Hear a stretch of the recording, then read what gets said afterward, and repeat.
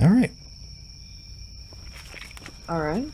Yeah, we are live. We're not muted. Failed to send post. All right. Oh my goodness, Don't the you? background of your freaking screen. Oh, this No, I'm is just gonna put this as a little creepy. ambiance as we read it. Oh yeah, let's do that. Don't you it's a lone night forest walk night walk in the forest, relaxing night forest walk ASMR? Question mark. Uh, why is this being weird? That's not what I wanted. That's not what I wanted.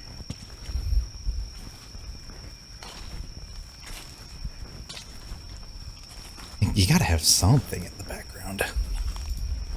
Yeah, hopefully, nothing fucking jump scares. Because I'm playing in the background. Oh my! Imagine if I put on one of those videos for just like an hour of silence interrupted by the bad to the bone riff.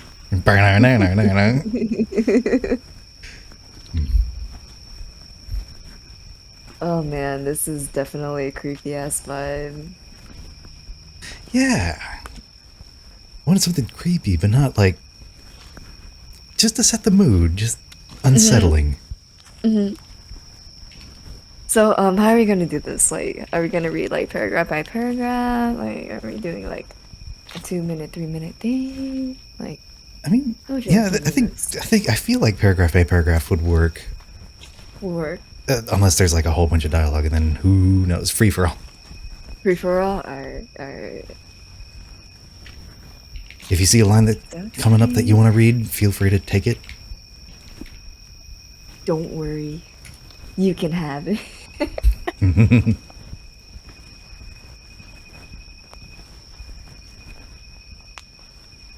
I Alright. got pinged. You You got pinged me pinged. I pinged you. On what? in the server. Yeah, I Yeah. did. All right. I'll leave that up, and I kind of want to. It's 7 o'clock on the dot. We can start reading Mr. On the dot. Widemouth, which I really like. Really like the tags they put on it, which is beings and entities, children and childhood, famous creepypasta, madness, paranoia, and mental illness, monsters, creatures and cryptids, strange and unexplained, childhood, children, creatures, kids, Mr. Wildmouth, monsters, Mr. Widemouth, 2 words, Mr. Widemouth, 1 word, Mr. Widemouth creepypasta, Mr. Widemouth creepypasta story, Mr. Widemouth original story, Mr. Widemouth story, perfect circle 35, 8 minutes of reading. You know what's the scariest tag? 8 minutes of reading. Kids. Kids. It's kids. That's the scariest tag I've ever seen. I don't think it's about kids. I think it's about entities that hunt children. So Oh my goodness, my favorite story. Let's go. this is actually a happy story. Oh, I damn. don't. Would you like to start us off? Uh, quick introduction. We're going to be reading off some creepypasta stories for you. I'm Damon Resnick, in case you forgot, and joining me is Nakima Ides. Hello, hello. I'm gonna be so scared. I'm not gonna be sleeping tonight. Damon's gonna have to end up holding my hand in the middle of this. Virtually, I'm right there with you, holding your hand. Yeah. Holding hands. All right, I'm Mr. ready to B. begin. I'll After start us you, my off. dear. During my childhood, my family was like a drop of water in a vast river, never remaining in one location for long. We settled in Rhode Island when I was 8, and there we remained until I went to college in Colorado Springs. Most of my memories are rooted in Rhode Island, but there are fragments in the attic of my brain which belong to various homes which we had lived in when I was much younger. Most of these memories are unclear and pointless, chasing after another boy in the backyard of a house in North Carolina, trying to build a raft to float on the creek behind the apartment we rented in Pennsylvania, and so on. But there is one set of memories which remains as clear as glass, as though they were just made yesterday. I often wonder whether these memories are simply lucid dreams produced by the long sickness I experienced that spring, but in my heart, I know they are real. Oh, Rise is here. Say hi to Rise. He always Yay. follows me around like a puppy dog. It's such a good boy. Such a good boy. We were living in a house just outside of the bustling metropolis of New Vineyard, Maine. Population 643?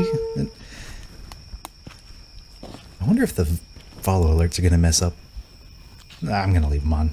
It's not a Mess up serious what? ASMR reading. Yeah. Nah, it's not. No. Go crazy. Yeah. Especially for a family of 3. There were a number of rooms that I didn't see in the 5 months we resided there. Some ways it was a waste of space, but it was the only house on the market at the time. At least within an hour's commute to my father's place of work. The day after my 5th birthday, attended by my parents alone, I came down with a fever. The doctor said I had mononucleosis? Mononucleosis, there we go. Everybody gets mono from time to time. Don't we all? I didn't, Which meant actually. no... Oh. Well? I didn't get the high school sickness Damn. because I got didn't lucky. kiss anybody in high school. It's because, like, they were all full of cooties, right? Right? Right? I think it was because I was a band geek and played the tuba. I would like to see pictures. Tiny little child-sized me with an instrument the same size as his body. Basically, yeah. Which meant no rough play and more fever for at least another 3 weeks. It was a horrible timing to be bedridden. We were in the process of packing our things to move to Pennsylvania, and most of my things were already packed away in boxes, leaving my room barren. My mother brought me ginger ale and books several times a day. And these served the function of being my primary form of entertainment for the next few weeks. Boredom always loomed just around the corner, waiting to rear its ugly head and compound my misery. Now, were you a ginger ale kid when you were sick, or were you a 7-Up kid? I was actually a ginger ale kid. What about you? Lemon lime all the way. Lemon lime. A 7-Up and a whole roll of saltines. That was my sick meal. Oh my goodness, Ritz crackers. Oh, man. Best. Actually, the square saltine ones. Oh, you have money? Okay.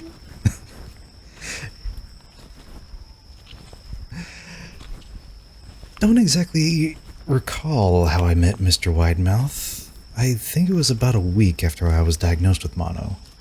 My first memory of the small creature was asking him if he had a name. The creature? He told me to call him Mr.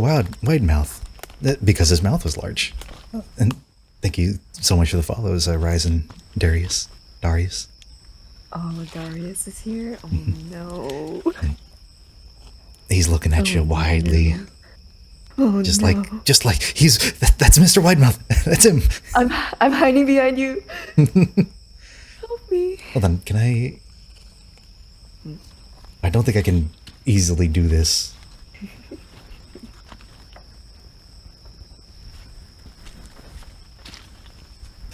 Not without screwing up my sources. I was gonna put your PNG behind me, but all my sources are a rat's nest.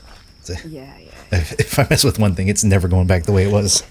In fact, everything about him was large in comparison to his body. His head, his eyes, crooked ears, but his mouth was by far the largest.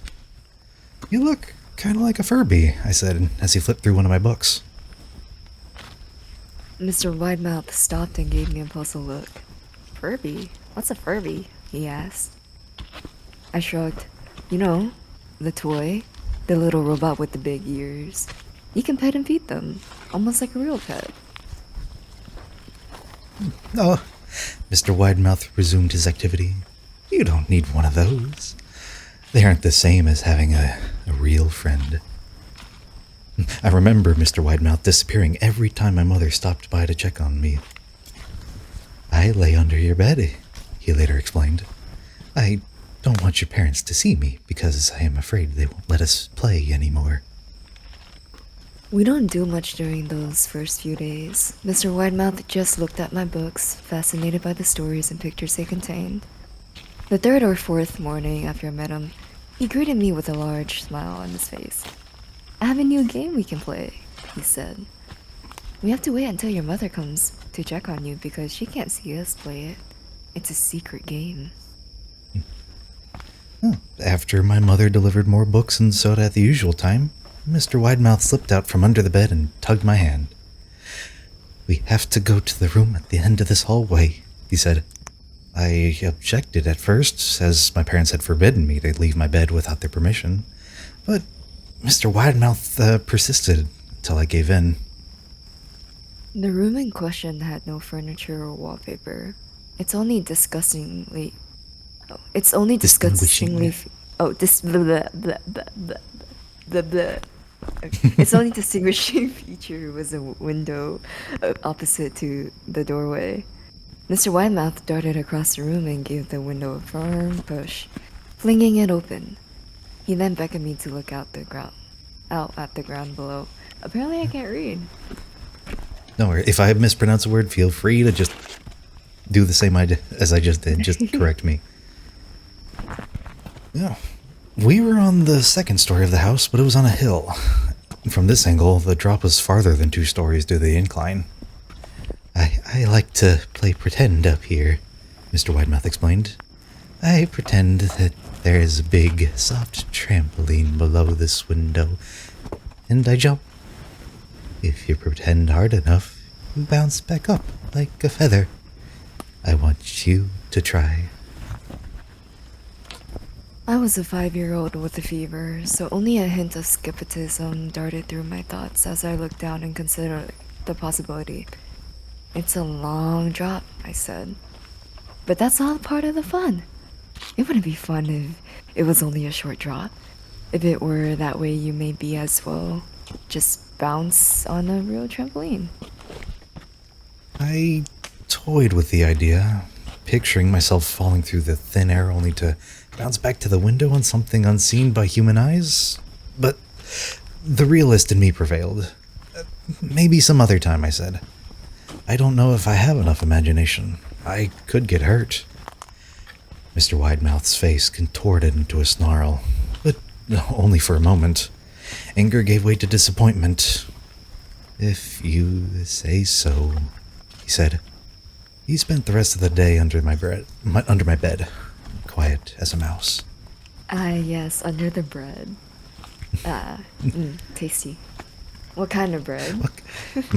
Italian herbs and cheese. That sounds Oh, delicious. no, like a freshly made sourdough from San Francisco. Ooh, I haven't tried one of those. I'm interested now.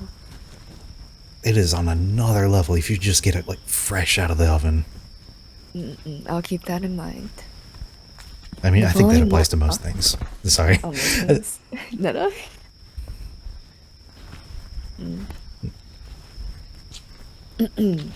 Floor is The yours. following. Sorry, I keep interrupting at the worst parts. Alright, Go. I'm going. The following morning, Mr. Widemouth arrived holding a small box. "I want to teach you how to juggle," he said. "Here are some things you can use to practice before I start giving you lessons." I looked in the box. It was full of knives. "My parents will kill me!" I shouted, horrified that Mr. Widemouth had brought knives into my room.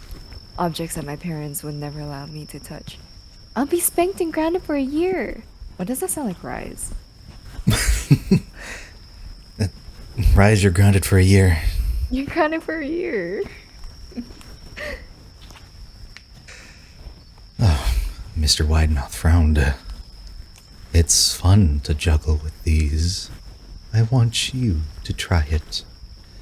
I pushed the box away. I can't. I'll get in trouble. Knives aren't safe to just throw into the air. Mr. Widemouth's frown deepened into a scowl. He took the box of knives and slid under my bed, remaining there for the rest of the day. I began to wonder how often he was under me. I started having trouble sleeping after that. Mr. Widemouth often woke me up at night, saying he put a real trampoline under the window. big one. One that I couldn't see in the dark. I always declined, tried to go back to sleep, but Mr. Widemouth persisted. Sometimes he stayed by my side until early in the morning, encouraging me to jump. He wasn't so fun to play with anymore. My mother came to me one morning and told me I had her permission to walk around outside. She thought the fresh air would be good for me, especially after being confined into my room for so long. Ecstatic, I put on my sneakers and trotted out to the back porch, yearning for the feeling of sun on my face. Mr. Widemouth was waiting for me. "I have something I want you to see," he said. I must have given him a weird look, because he then said, "Safe, I promise." I followed him to the beginning of a deer trail which ran through the woods behind the house. "This is an important path," he explained. "I had a lot of friends about your age. When they were ready, I took them down this path to a special place. You aren't ready yet, but one day I hope to take you there." I returned to the house, wondering what kind of place lay beyond that trail. 2 weeks after I met Mr. Whitemouth, the last load of our things had been packed into a moving truck. I would be in the cab of the truck, sitting next to my father for the long drive to Pennsylvania. I considered telling Mr. Whitemouth that I would be leaving, but even at 5 years old, I was beginning to suspect that perhaps the creature's intentions were not to my benefit. Because that's the thoughts I'm thinking when I'm 5 years old. Does this creature's intentions have my best interests in mind? Are they to my benefit? Imagine having a frontal lobe when you're 5 years old. Imagine having a fully developed brain at 5 years old. Oh. Despite what he said otherwise, for this reason, I decided to keep my departure a secret. My father and I were in the truck at 4 a.m. He was hoping to make it to Pennsylvania by lunchtime tomorrow with the help of an endless supply of coffee and six-pack energy drinks. He seemed more like a man who was about to run a marathon rather than one who was about to spend 2 days sitting still. "Early enough for you?" he asked. I nodded and placed my head against the window, hoping for some sleep before the sun came up. I felt my father's hand on my shoulder. "This is the last move, son, I promise. I know it's hard for you, as sick as you've been. Once Daddy gets promoted, we can settle down and you can make friends." I opened my eyes as we backed out of the driveway. I saw Mr. Whitemouth's silhouette in my bedroom window. He stood motionless until the truck was about to turn onto the main road. He gave a pitiful little wave goodbye, steak knife in hand. I didn't wave back. Years later, I returned to New Vineyard.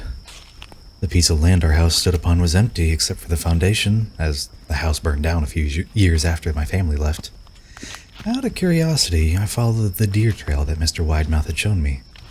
Part of me expected him to jump out from behind a tree and scare the living bejesus out of me, but I felt that Mr. Widemouth was gone, somehow tied to the house that no longer existed. The trail ended at the New Vineyard Memorial Cemetery. I noticed that many of these tombstones belong to children. Ugh, I'm shaking my bones. I thought you laughed at child death. You said that before stream started. Wait, Oh, don't expose me. Don't expose me. It's our little secret. You said that to me in confidence and I broke your trust. I apologize. It's All right. fine. That's pretty good. I can see that why I was got good. a 9.8 or a 9 out of 10. That was good, that was good. Is the next one He Comes? Here comes Algo. Zalgo? Ooh, let me read the tags. November 18, 2013. / beings and entities. Famous Creepypasta / beings. Chris Phoenix. Creepypasta classics. Entities. Zalgo / 13 minutes of reading. Who the Why heck is is 13 Zalgo? minutes of reading a tag? I don't know. I feel like the last one we read wasn't even like 8 minutes. I mean, I feel like it's 8 minutes if you like read it to yourself and not interject with some yeah, we stupid we keep React going, comments. Yeah. we keep going like out of like the story. Hmm. Zalgo, who the heck is So, Zalgo? I mean, there is a. I remember like anytime you would like copy paste like the corrupted Discord text, it would call it like the Zalgo text or something. I forget. It's an ominous being who has the ability to induce insanity, death, and total destruction of the whole world. Wait, Carrie. what? Oh, are you just reading the Wikipedia article for Zalgo? Yeah, I'm googling. Don't get spoiled. I'm sorry. We're trying to go in blind. I'm curious. Okay, it won't happen again. Anyways, shall I start this one off? No, the floor is yours. Yes, I'm in charge. Haha. Alright. You're on top. I'm so glad I wasn't drinking anything. Uh, here comes Zalgo, written by Chris Phoenix. Forgive the length of this message. This is the first and possibly the last time I'll have access to a computer, so I thought I'd better write this all down while I can and get it to those who should know. I'm leaving town. I don't know where I'm going. I'm just getting as far as I can. Okay. So as some of you may know, I took out a loan and opened my own auto shop over a year ago. Business has been going decently well, I can't complain. And I've always been grateful to all of my customers who would come to me exclusively when God knows there are so many already established places in town. I've been doing well enough that I was able to hire my buddy Neil a few months ago. And he's been working hard and helping out really well, as I always knew he would.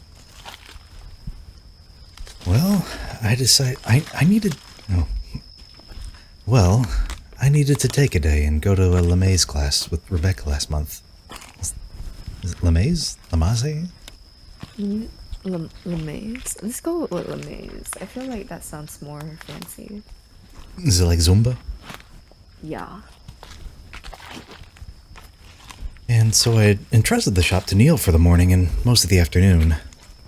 That's the day I think everything actually started, because when I got back, he seemed to be in a stupor and was covered in oil. He'd even had some smeared across his face as if he tried to drink it or something. I told him to go home and clean himself up because we had no clients at the moment, and I could take care of anyone who came in for the time being. He came back 45 minutes. Oh, go on. He came back 45 minutes later, but he was still much quieter than usual. He worked as well as he ever did, but something just seemed off about him.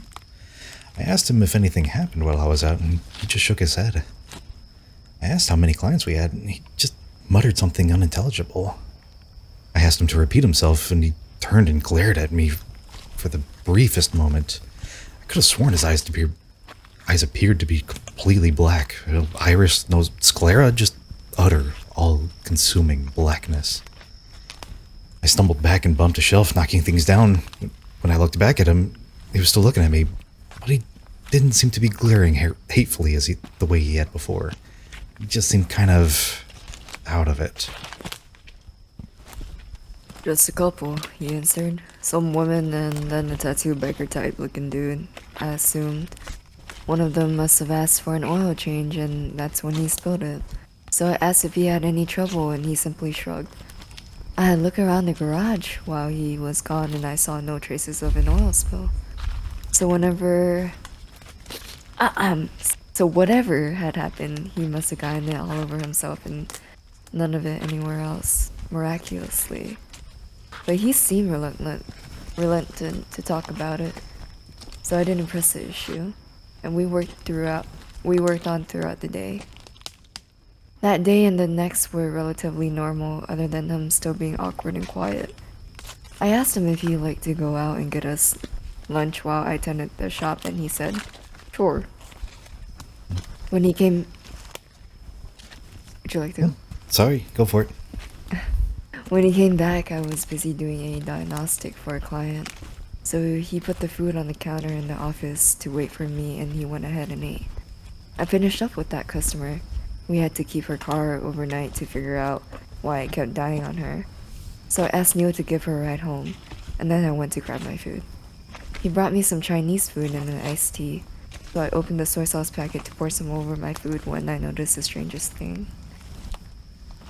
It was as if the soy sauce was a living thing somehow, spreading out like dozens of squirming, inky black maggots when it fell into the fried rice and burying itself inside. Took the fork and started to scoop out the rice to look deeper inside, and small, smoky tendrils would rise from the rice occasionally and dissipate. I was incredibly hungry at that point, but I was way too creeped out to eat that, so I chucked it and the iced tea in the garbage and decided I'll just wait until I got home that evening, eat something I prepare with my own hands. I'd never in my life seen anything remotely like that. I couldn't even fathom how I would ask Neil if he'd noticed anything similar. As cold as distance as he'd been lately, I was sure he'd look at me like I was Looney Tunes. So I just shut up about it. Wow, That you won't Friday. eat my cooking? Because, like, that's my cooking. You want me to eat the symbiote? Yeah. I It's, don't want. no, it's I not don't want symbiote, it's orange chicken. No, it's soy sauce. It's not venom. Don't It's worry the about it. orange chicken. That Friday, we went down to the old watering hole as we always do to get some drinks and watch the local bands play. Neil was just as quiet and distant as he'd been all week. He's not a bad-looking fellow, though, and so despite him not really going out of his way to speak to anyone, a woman went over there. We was sitting and started talking to him, and they ended up leaving together that night. My man. Go get it, Neil.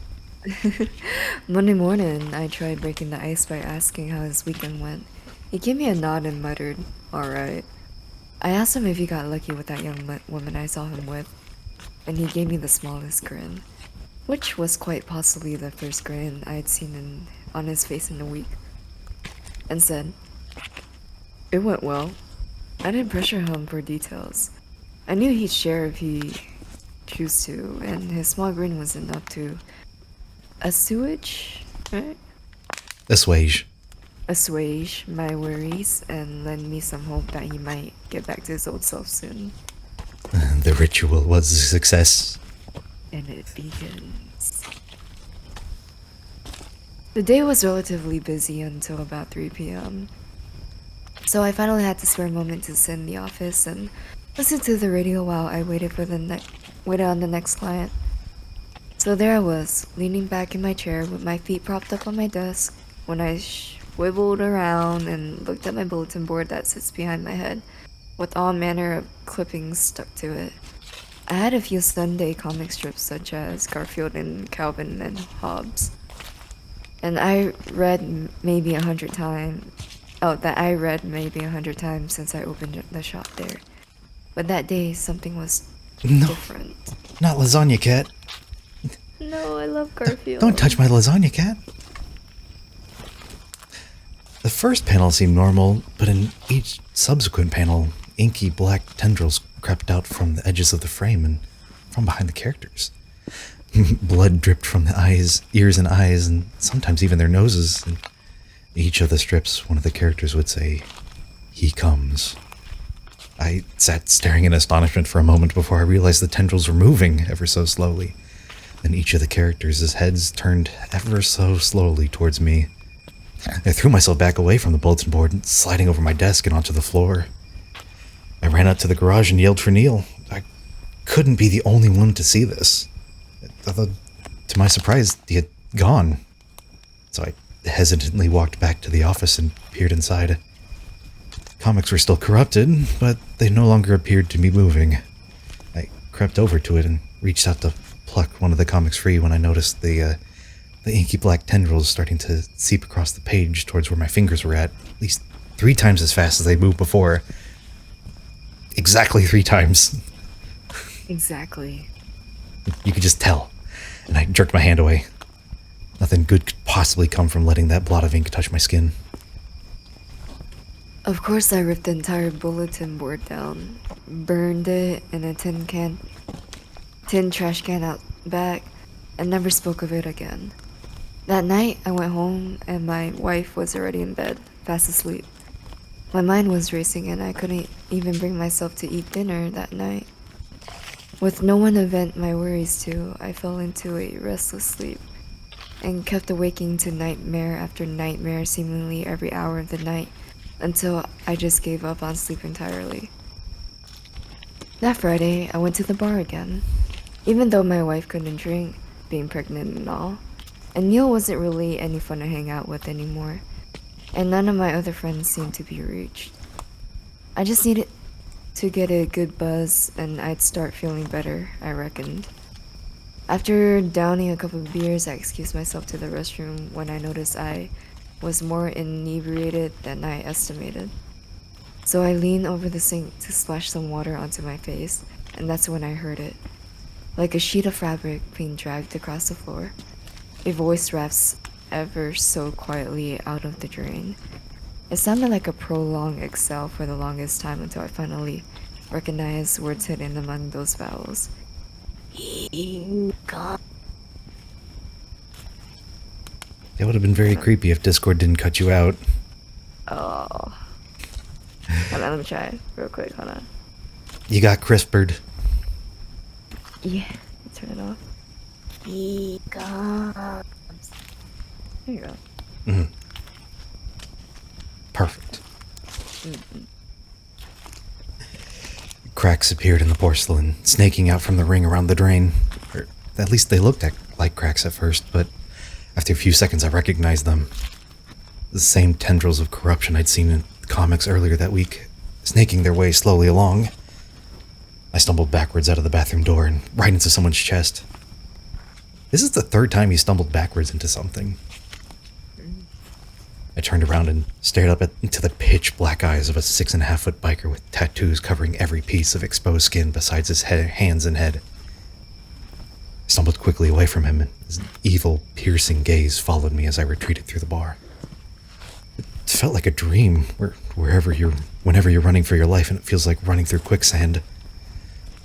As I walked across the room, I noticed the biker wasn't the only one staring at me. It seemed like every pair of eyes in the place were focused on me.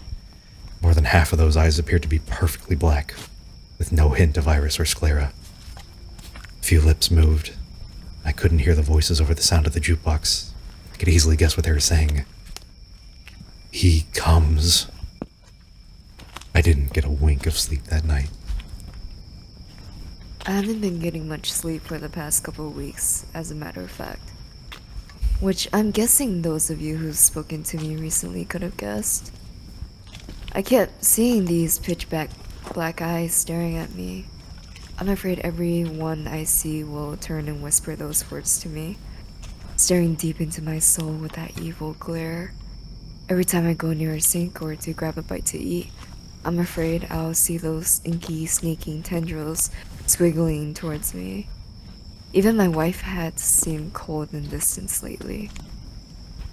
Then tonight, as I'm driving home from work, struggling to keep my eyes open so that I don't drift into oncoming traffic, my cell phone rang and it was Rebecca. She was on her way to the hospital to have our baby, and for the first time in 2 weeks I was actually happy. Oh no, you're gonna get a haunted baby. Oh, I'm scared. She was in the labor room, strapped to a monitor when I got there, watching for her contractions. She barely noticed when I walked in, but didn't seem startled when I sat down beside her, took her hand in mine. I tried talking to her, but she was unresponsive, and I was so tired I didn't even realize I'd started to drift off to sleep until the nurses came in, started moving her onto the delivery room about half hour later. Put on my scrubs and a hairnet and went in with her to hold her hand and coach her through like they've trained us in Lamaze. Oh, alright, so I have a little captioner program that gives me a little feedback on words. So it is Lamaze, because Captioners actually does recognize that as a it's a proper noun. When she started cursing and screaming, I'd prepared for that, as well as her ever tightening grip on my hand. But when I saw the movement in her tummy, my mind started to reel. Doctor said the baby was crowning and told her to push.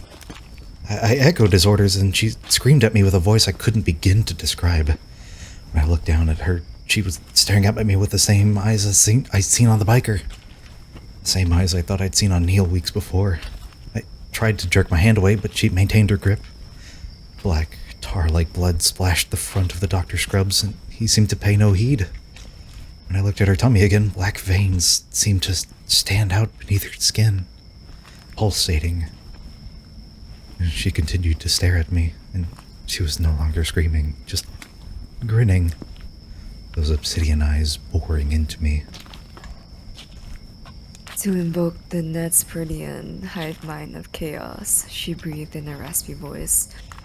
He who waits behind the wall, the doctor continued as he stared down at the child, my child, lying silently, cradled in his blood-stained hands.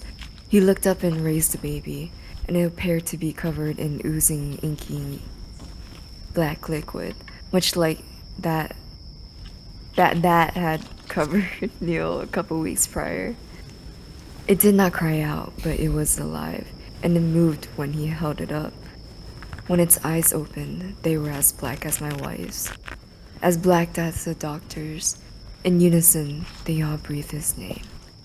Zalgo. God dang it, hive mind of chaos stole my wife! Dang it. I ripped my hand free of my wife's iron grip and stumbled out of the room, barreling into the nurses passing in the corridor just outside.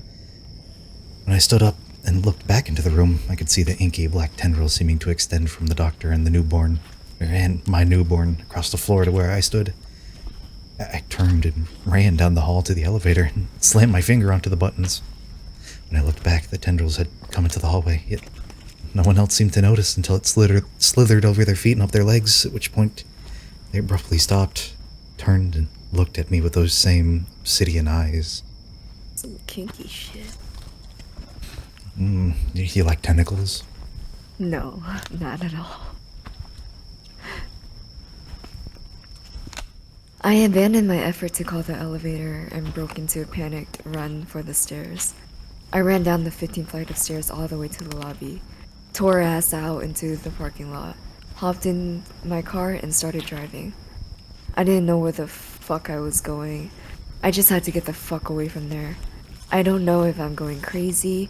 It certainly seemed like it, but I can't be around anyone I know anymore. They all have those same eyes, and those same dead stares, and even my child. Oh god, my baby. I still saw those eyes staring at me from the cars beside me, and by some strange coincidence, the same biker from the previous Friday night at the bar pulled up beside me an hour away from the hospital and followed me for nearly 2 miles. He turned and stared at me, grinning. I couldn't see his eyes through his sunglasses this time, but I knew it was the same guy. His tattoos seemed to move of their own free will. The flaming skull in his right bicep began bleeding from its eye sockets. Ghost Rider, no! As soon as I could, I slammed on my brakes, allowing him to fly past me as I swerved to my left and did a U-turn. I think I lost him. That was about an hour ago. I'm at a motel 3 hours out of town, first place I found that has Wi-Fi. I'm tired.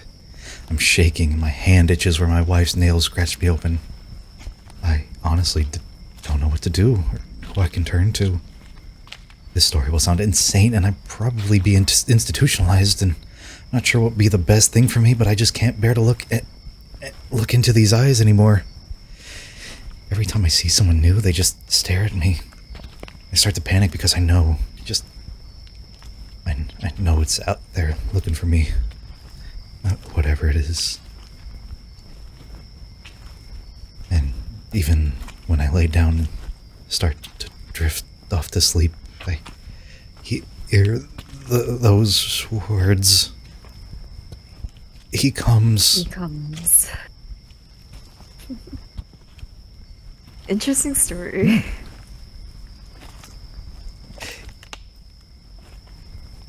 Thoughts? Any thoughts? I liked Mr. Widemouth better. I feel like he repeated a whole bunch of words a lot of time, like barreling into things, collapsing into things. Uh, Inky black tendrils. Not the inky and black tendrils. Oh my goodness. Oh no, Every for time they write it, I gets me mean, I think this excited. was from this is 2013. So this is This is a whole. yeah, this is a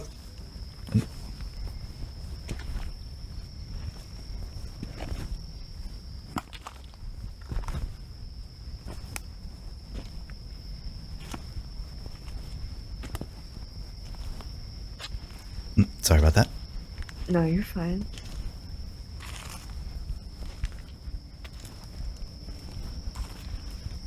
But yeah, it does repeat itself. Mm. Kind of wish we saw a little bit more of Zelgo, but I feel like that leaving it up to the reader's imagination, letting them make theories about stuff. If you speak it like that way, it's way ahead of its time. Just letting all the early theorists try to make up their own canon. I feel like that goes to like most creepypastas, because like they always like leave a gap. Yeah, number one rule of horror: you don't fully explain everything. But I would like to have seen the monster a little more. Or like know a little bit more about the monster, you know? Instead of They getting did throw a couple of debugged proper nouns at the end of there. Yeah. Like, the Nespertian, hive mind of chaos. No, I meant He like who waits behind the in wall. general. I meant in general, like all horror movies and stories, you know? Yeah.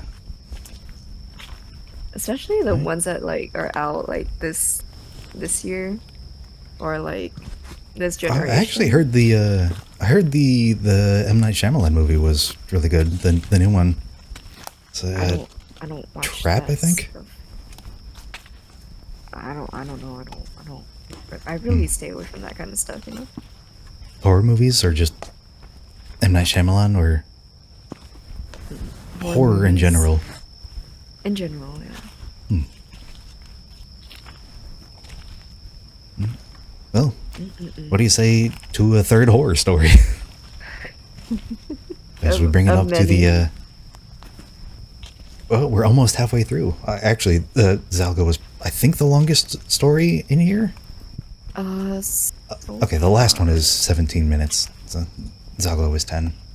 Smile Dog and the James Curry film.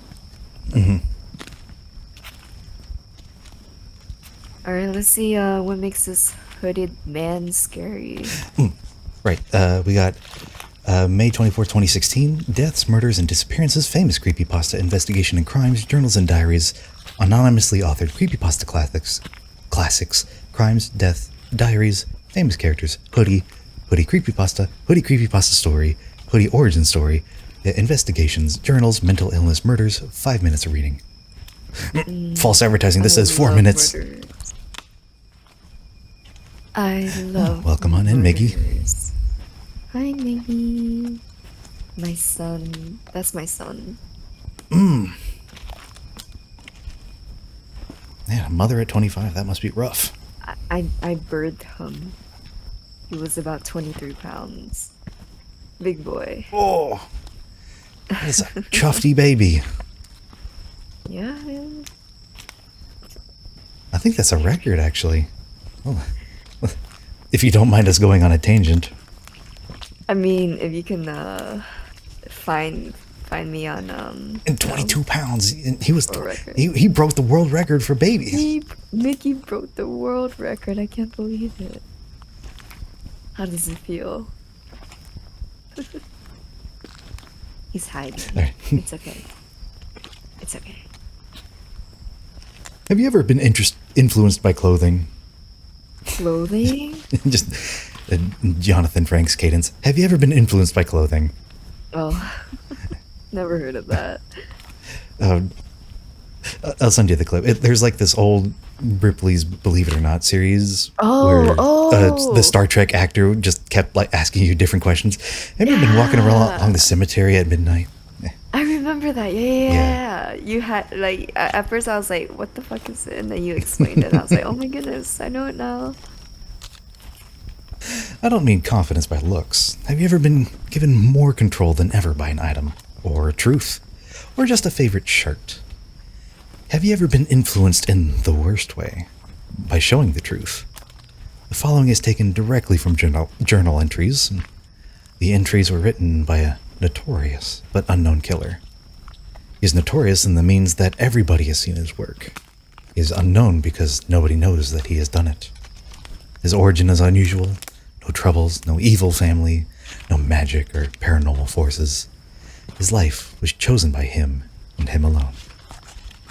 His identity is also unknown, and he will be named from here on as the Hooded Man. Would you April like to 3rd. read each entry? You take April 2004. 3rd, and I'll take the next one. Oh, yeah. Well, Yeah. this splits us up really nicely. Go crazy. Go crazy, go stupid. It's been really cold around here, and I don't have anything really to cover myself. All I have are my t-shirts and jeans, so today I decided to get a jacket. I was just in a local store, nothing special. It's a black hoodie with a white lining. I think it looks pretty cool. And when I tried it on, the attendant said it suits me just fine. I said thanks to be polite, and common courtesy is so hard to find. So I bought it. I haven't taken it off yet. Not only is it warm, but I can really see myself doing some amazing things in it. When I look in the mirror, I smirk. I feel amazing. I can't really explain it, but I like it. I really like it. I feel the need to put my hood up. Something about this hood has a way of masking a person. Even though it shows their face, it hides something. Somewhere. It's really late right now. I've been feeling so great all day. Time flew around me. I'll have to explain more tomorrow. April 10th. I've been... Oh. I've had a hell of a week. I felt so great. I walked the halls like a big shot. I'm sure I look smug. That's why Jack challenged me. He was so angry. Who never do ignoring an insult was more insulting than responding with shrewd comments about someone's family. He antagonized me. That was a weird sentence. Who never do ignoring an insult? Wait, does he mean whoever? No, I who think- never I think- thought? I think this is just a typo. It's like who never knew ignoring an insult was more insulting than responding. So, yeah, instead of do, I think he meant knew. So, He asked for it. He threw a hard punch, and I stood. It stung harder than before when I actually argued with him. I felt so cool all week. My confidence kept me up. I punched him hard in the stomach, and I lifted him up with an underhook. It felt so good. It really did. Parents calling. April 14th. Jack still isn't in out of the hospital. They say he's in a lot of pain. He spit a lot of blood, his parents told me over the phone. I reflected on it, on how great it felt when my fist connected, how his cracked screams sounded. Huh, that's good to hear, I said blankly. I don't care about Jack. I smiled at his pain. I kept staring. I kept staring at my mirror. I'm always wearing my favorite hoodie. It feels so empowering. My friends would laugh at what I'd say. They would compare me to Spider-Man in his black suit. Spider-Man threw his powers away, and I don't plan on doing anything with my source of confidence. Oh man, Spider-Man 3 reference? April 22nd. We were just talking about the symbiote last time. If we were, what a coincidence. Oh my goodness. It's almost like you planned that. I swear I picked all of these blind. Jack has gone to a better place. The words rang through my ears. He's dead? He lost too much blood. His father told me the day I visited, but he was losing blood due to a personal health condition. By the way, his mother. By the. But the way. Oh. But the way his mother looked at me told me the real story. I killed him. I still remember the satisfaction of hitting him. I never wanted to kill him. I need to think about what I've done. Right? That'll fix my feelings. But what is there to think about? Regret is a foolish emotion. I don't need regret. April 24th. Dad has been avoiding me lately, and Mom just tells me she loves me. They both want me to feel endless guilt, but I won't, or rather I can't. I can fake it for the public, but the truth is, I'm not sorry. Spider-Man's story is starting to make me think more. Why would a cursed or possessed hoodie land in my possession? Everybody who knew Jack glares at me.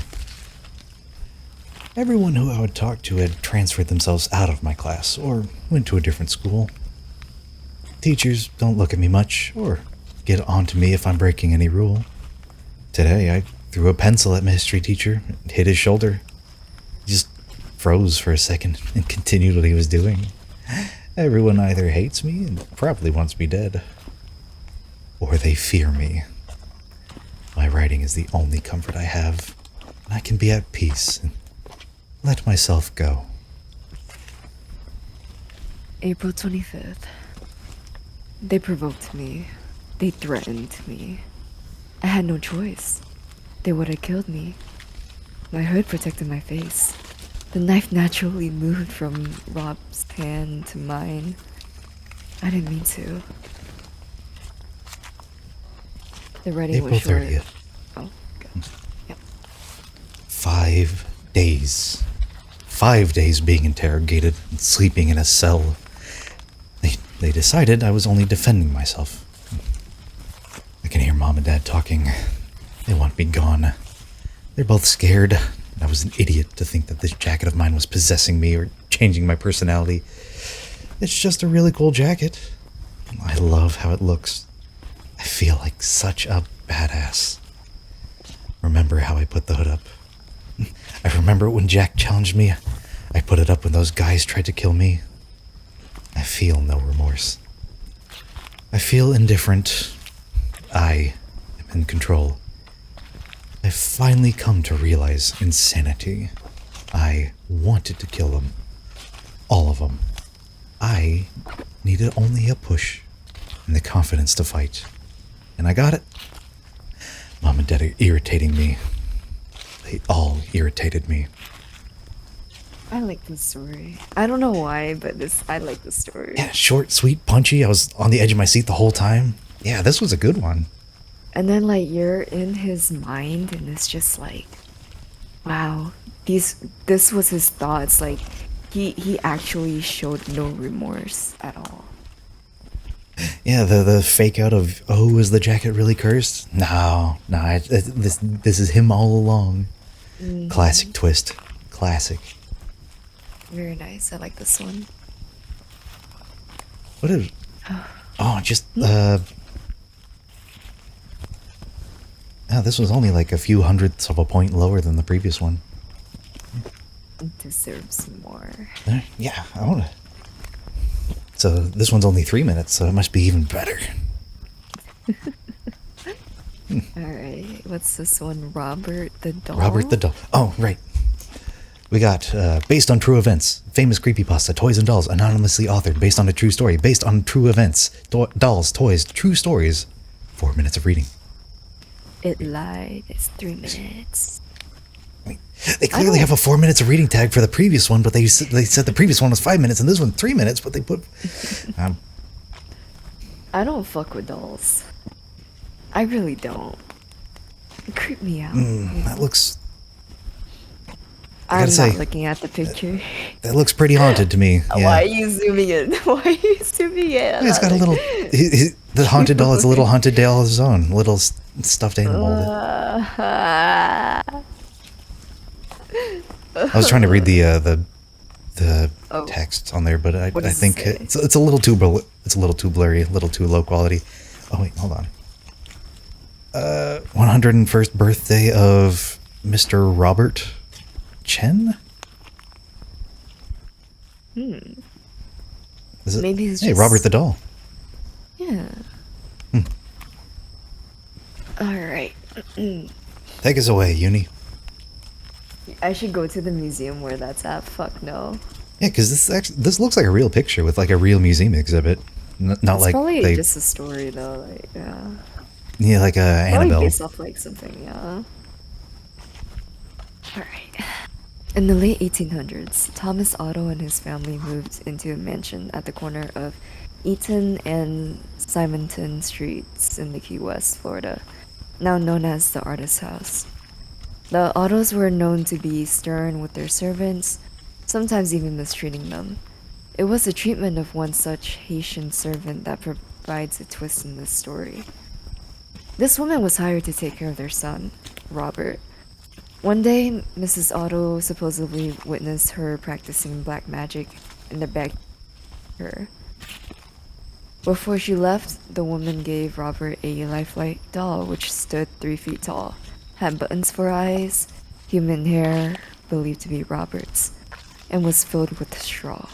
Dang, this doll is 3 feet tall. That's huge, like the size of a small big one. child. That's a big A one. large doll the size of a small child. Wonderful. Just keeps getting better and better.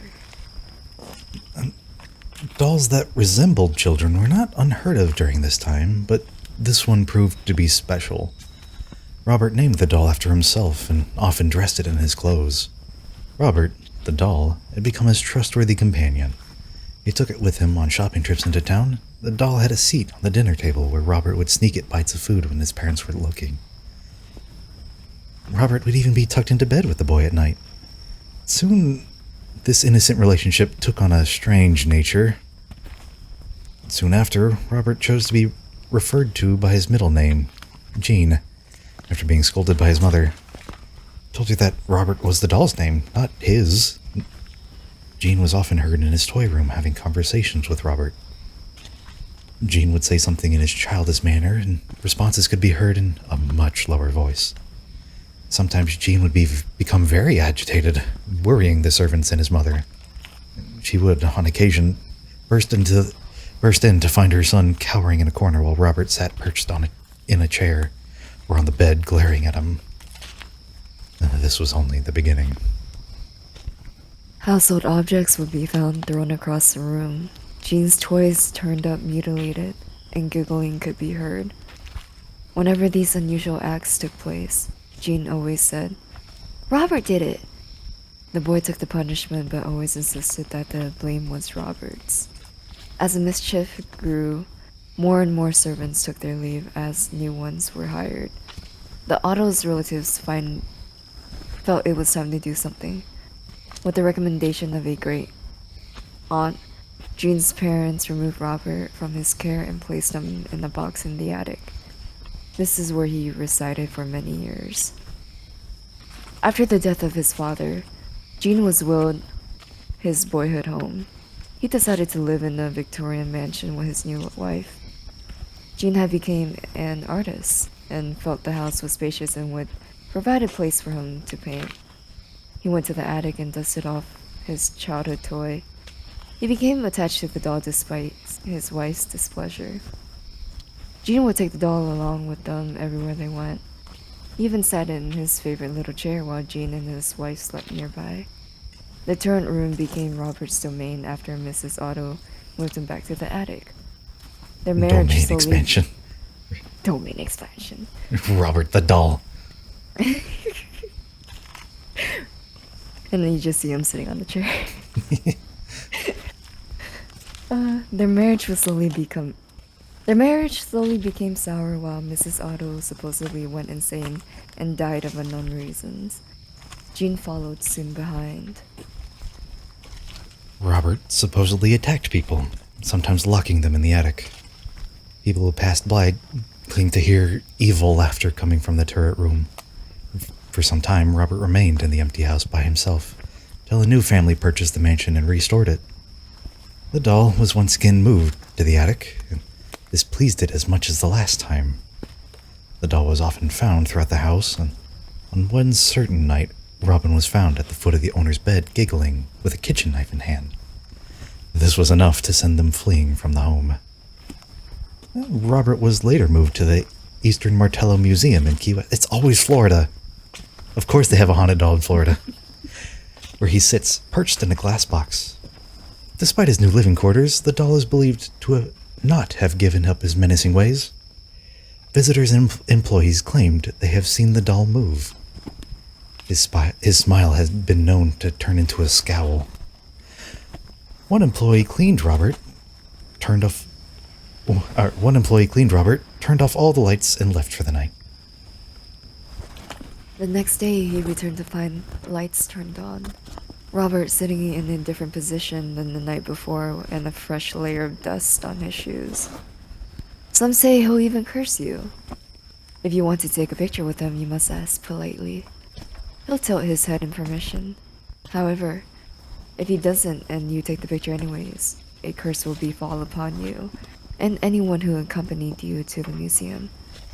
The same will happen if you make fun of him.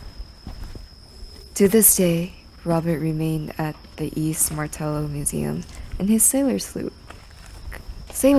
clutching his stuffed lion, continuing his menacing ways. Hey, Iris, you want to go on a field trip? You want to get cursed? No. I'm looking at the No? I'm looking at the conversations, and then Joss posted 6 April 2020. This is a dog that actually inspired the Chucky movies. I'm gonna be in Florida tomorrow too. Oh hell no! Be careful not to enter Robert's domain. Not the domain. Oh my goodness. Let's forget about let's forget about dolls and move on to dogs. Woof. No? I'm just searching for a new, Cats Mountain Adventure Part 1. Is this ASMR or is this, travelogue?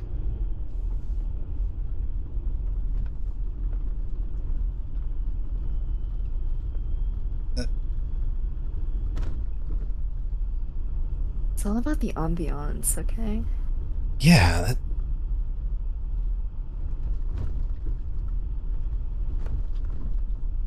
Maybe skip forward and see if like there's anything. Oh, this is only an 8-minute video. Alright, 4K relaxing walk at night in the forest, ASMR, night walk, nature sound, not scary. That's assuring, not scary. But I'm so scared. I'll take the stick bug off the screen. Okay. I've actually have heard of Smile Dog. I just never read the creepypasta. I know the picture of it.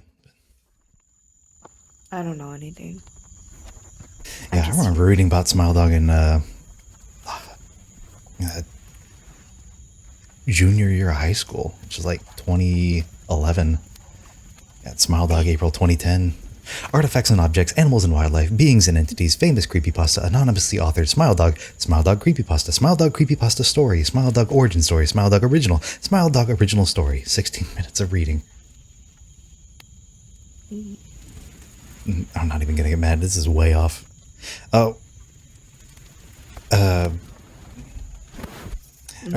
thought Rise was talking about YouTube ads, but no, apparently,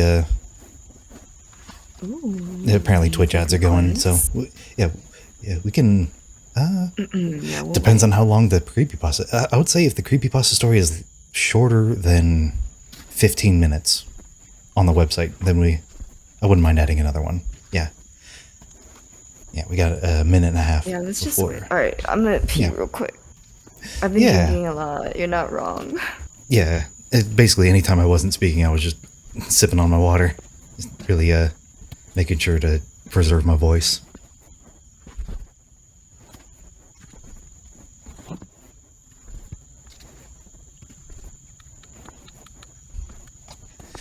I should search up a pic. I think creepypasta.com has the picture. Maybe. Yeah, it has it. We could just look at this for another 40 seconds. Yeah.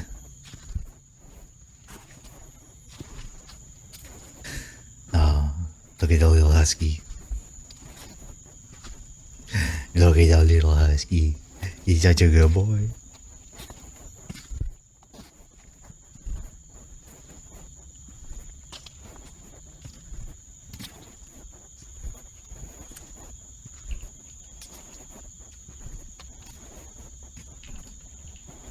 I'm a good boy. That's me. I'm a good boy. Look at that. Who's a good boy? I'm a good boy. Anyways. I mean, All right. I'm down to take requests if it's appropriate. Yeah, like I said, if it's under 15 minutes, I wouldn't mind adding up another one. We might be a little spent after the rest of these, so I feel like one more might be. One more should be fun. Yeah. All right, ads are over. Let's have our 1 hour of uninterrupted creepypasta time. Just you and me, together, like Me, a family. you and me, and all of the people. Sorry, it was. You wanted to that one. Unfamiliar with the song. Oh, I'll send it to you. All right. Oh, here comes Smile Dog. So I'm familiar with the Smile Dog image, like I said, but I quickly scrolled through the story, not reading anything. So I did see that there was like embedded images, so I think it might have the picture. So Great. I hate that. all right. I first met in person with Mary E. in the summer of 2007. I had arranged with her husband of 15 years, Terrence, to see her for an interview. Mary had initially agreed, since I was not a newsman, but rather an amateur writer, gathering information for a few early college assignments, and if all went according to plan, some pieces of fiction. We scheduled the interview for a particular weekend when I was in Chicago on unrelated business, but at the last moment, Mary changed her mind and locked herself in the couple's bedroom, refusing to meet with me. For half an hour, I sat with Terrence as we camped outside the bedroom door, listening and taking notes while he attempted to fruitlessly to calm his wife. The things Mary said made a little sense but fit with the pattern I was expecting.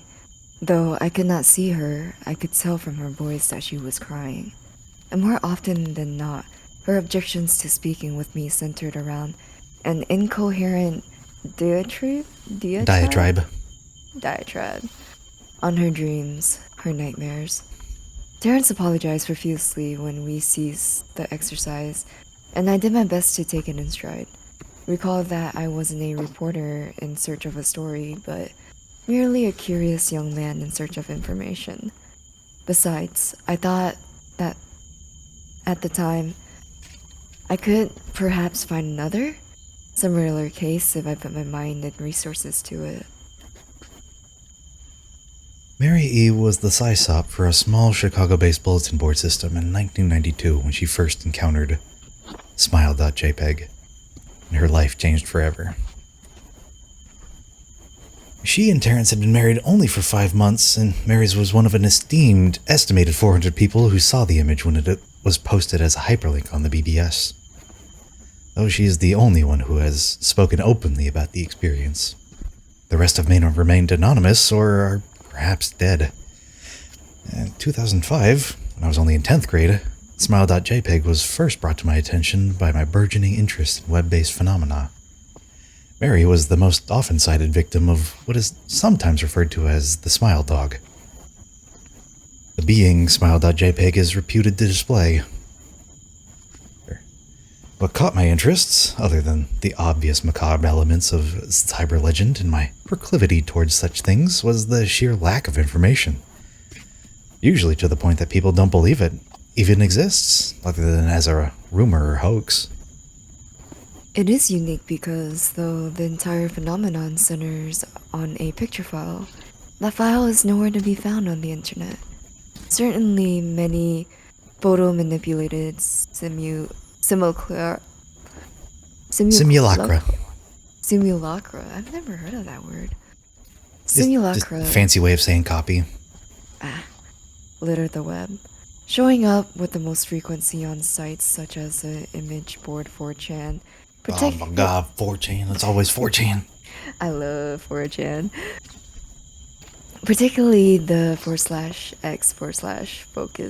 paranormal subboard. It is suspected that these are fakes because they do not have the effect of the true smile.jpg. It is believed to have, namely sudden onset temporal lobe epilepsy and acute anxiety. Ooh.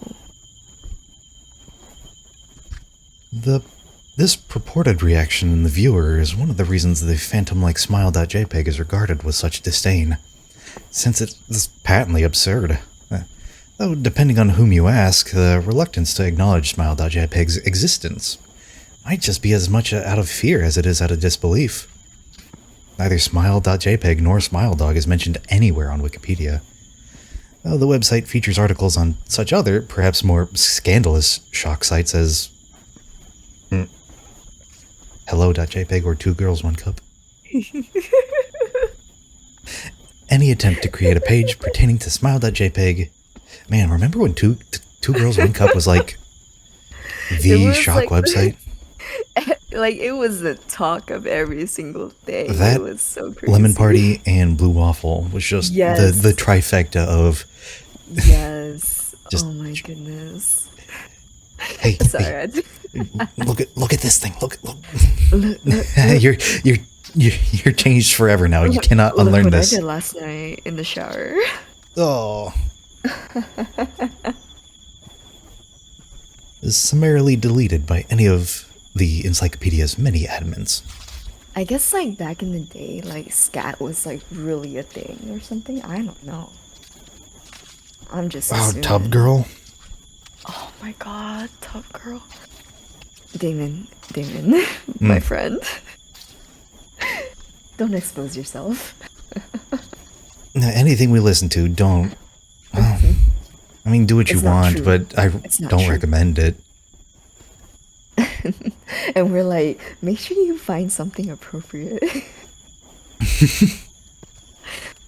I guess Meatspin was one too, but I guess that... I feel like that's still a thing. That one's quaint these days. Encounters with smile.jpg are the stuff of internet legend. Mary E's story is not unique. There are unverified rumors of smile.jpg showing up in the early days of Usenet, and even one persistent tale that in 2002, a hacker flooded the forums of humor and satire websites. Something awful with a deluge of smile.dog pictures, rendering almost half of the forum users at the time epileptic. It is also said that in the mid to late 90s, that smile.jpg circulated on Usenet, and as an attachment of a chain email with the subject line, "Smile, God loves you." Yet despite the huge exposure these stunts would generate, there are very few people who admit to having experienced any of them, and no traces of the file or any link has ever been discovered. And I remember those screamers too, like the car driving down that hill, or the maze with level 3. Oh my goodness, I kind of love the maze game, but I like watching people play it. I don't know, I'm kind of it's I mean, it's worse when you get somebody to play the maze game and they're just bad at it and they never get past level 2. So they just think you recommended them a really tough game. Yeah. Don't actually ever get to the punchline. But like nowadays, like parents, like which is like kind of our age, they still trick their kids with the car one down the mountainside. Yeah. They still trick their kids, and I still see like stuff like that on TikTok. It's great. Yeah, did you know that the DMCA finally took down the original video of Rick Astley's "Never Gonna Give You Up"? You They can't Rickroll did? anybody with the yeah. Look it up. It's not there anymore. Like all No. 34 billion views it has or whatnot, it's just gone. That's so You can't Rickroll sad. anybody anymore. Man, it's no fun. Eh, Those who have those who claim to have seen Smile.jpg often weakly joke that they were far too busy to save a copy of their picture to their hard drive. However, all alleged victims offer the same description of the photo: a dog-like creature, usually described as appearing similar to a Siberian husky, illuminated by the flash of the camera, sits in a dim room. The only background detail that is visible being a human hand extending from the darkness near the left side of the frame. The hand is empty, but is usually described as beckoning. Of course, most attention is given to the dog, or dog creature, as some victims are more than certain than others about what they have claimed to have seen. The muzzle of the beast is reputedly split in a wide grin, revealing 2 rows of very white, very straight, very sharp, very human-looking teeth. This is, of course, not a description given immediately after viewing the picture, but rather a recollection of the victims who claim to have seen the picture endlessly repeated in their mind's eye during the time that they are, in reality, having epileptic fits. These fits are reported to continue intermittently, often while the victims sleep, resulting in a very vivid and disturbing nightmares. These may be treated with medication, though in some senses it is more effective than others. Mary E., I assumed, was not on effective medication. That was why, after my visit to her apartment in 2007, I sent out feelers to several folklore and urban legend oriented news groups, websites, and mailing lists, hoping to find the name.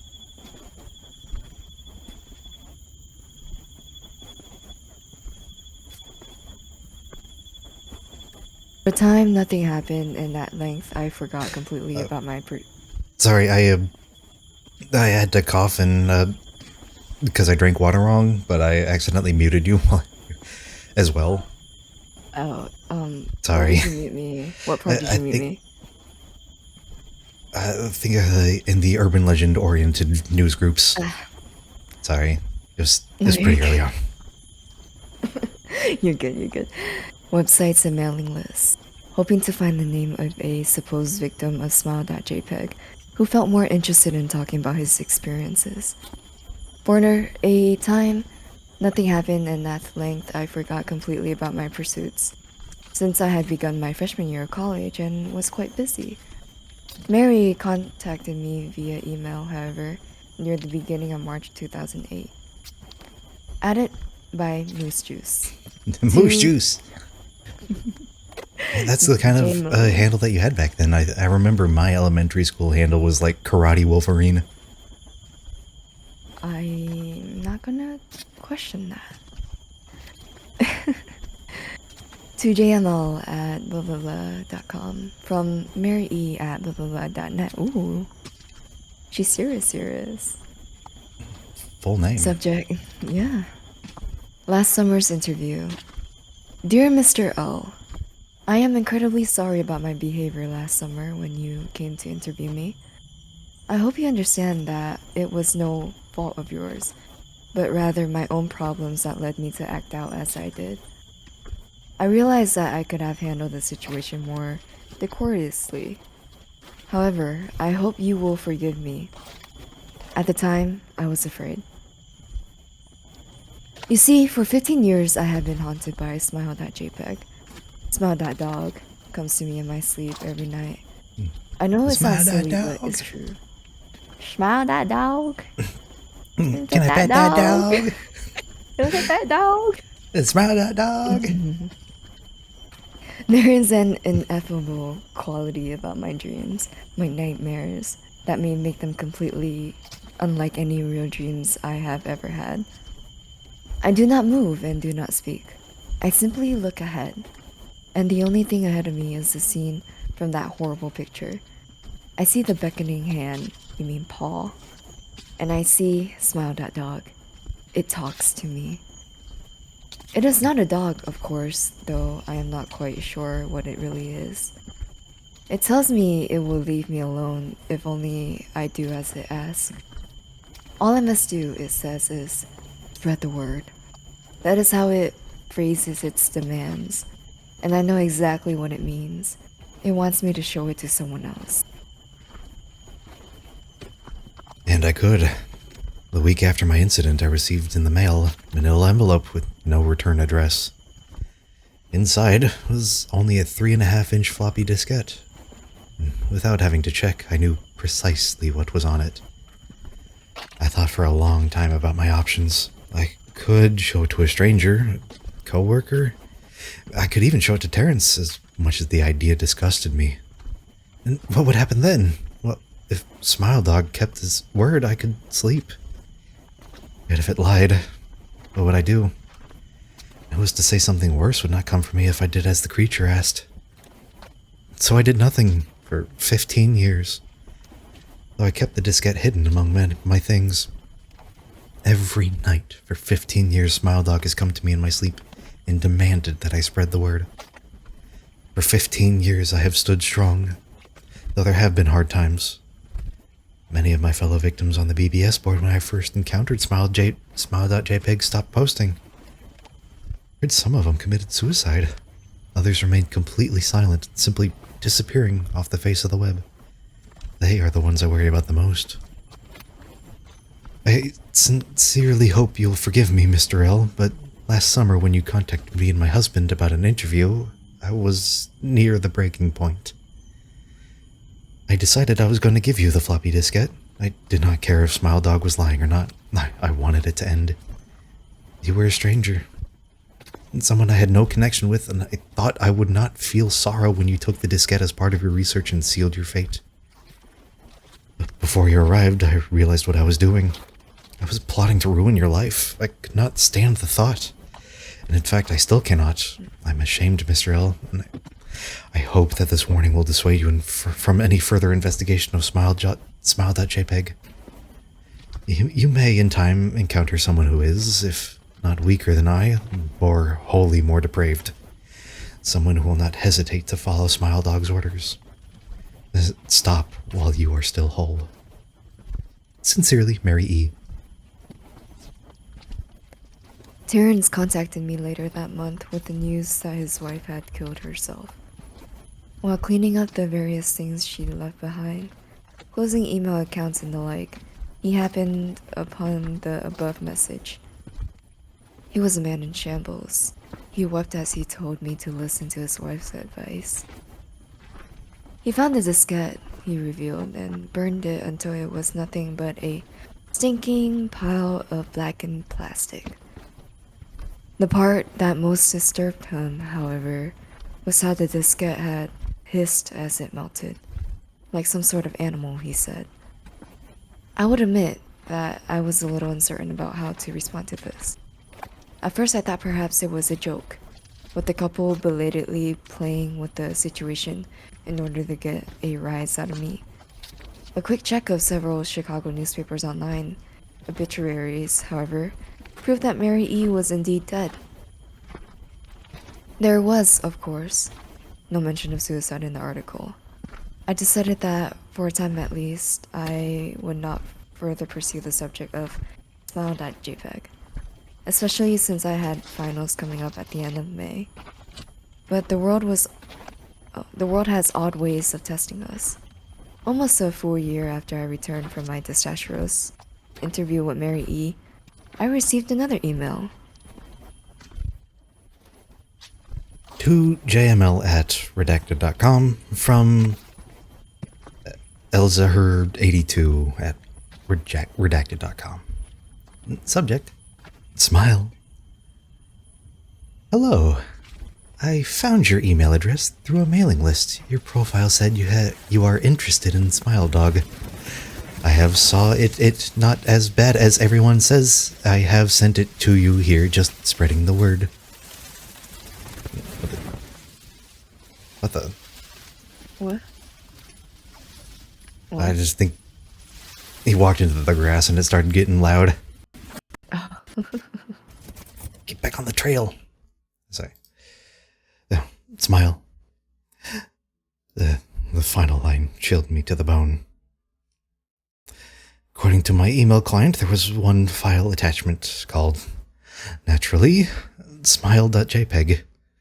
I considered downloading it for some time. It was most likely a fake, I imagined, and even if I weren't, I was never wholly convinced of smile.jpg's peculiar powers. Mary E's account had shaken me, yes, but she was probably mentally unbalanced anyway. After all, how could a simple image do what smile.jpg was said to accomplish? What sort of creature was it that could break one's mind with only the power of the eye? And if such things were patently absurd, then why did the legend exist at all? If I downloaded the image, if I look at it, and if Mary turned out to be correct, if Smile.dog came to me in my dreams demanding I spread the word, what would I do? Would I live my life as Mary had, fighting against the urge to give in until I died? Or would I simply spread the word, eager to be put to rest? And if I choose the latter route, how could I do it? Whom would I burden in turn? If I went through with my earlier intention to write a short article about smile.jpg, I decided I could attach it as an evidence. And anyone who read the article, anyone who took interest, would be affected. And even assuming the smile.jpg attached to the email was genuine, would I be capricious enough to save myself in that manner? Could I spread the word? Yes. Yes, I could.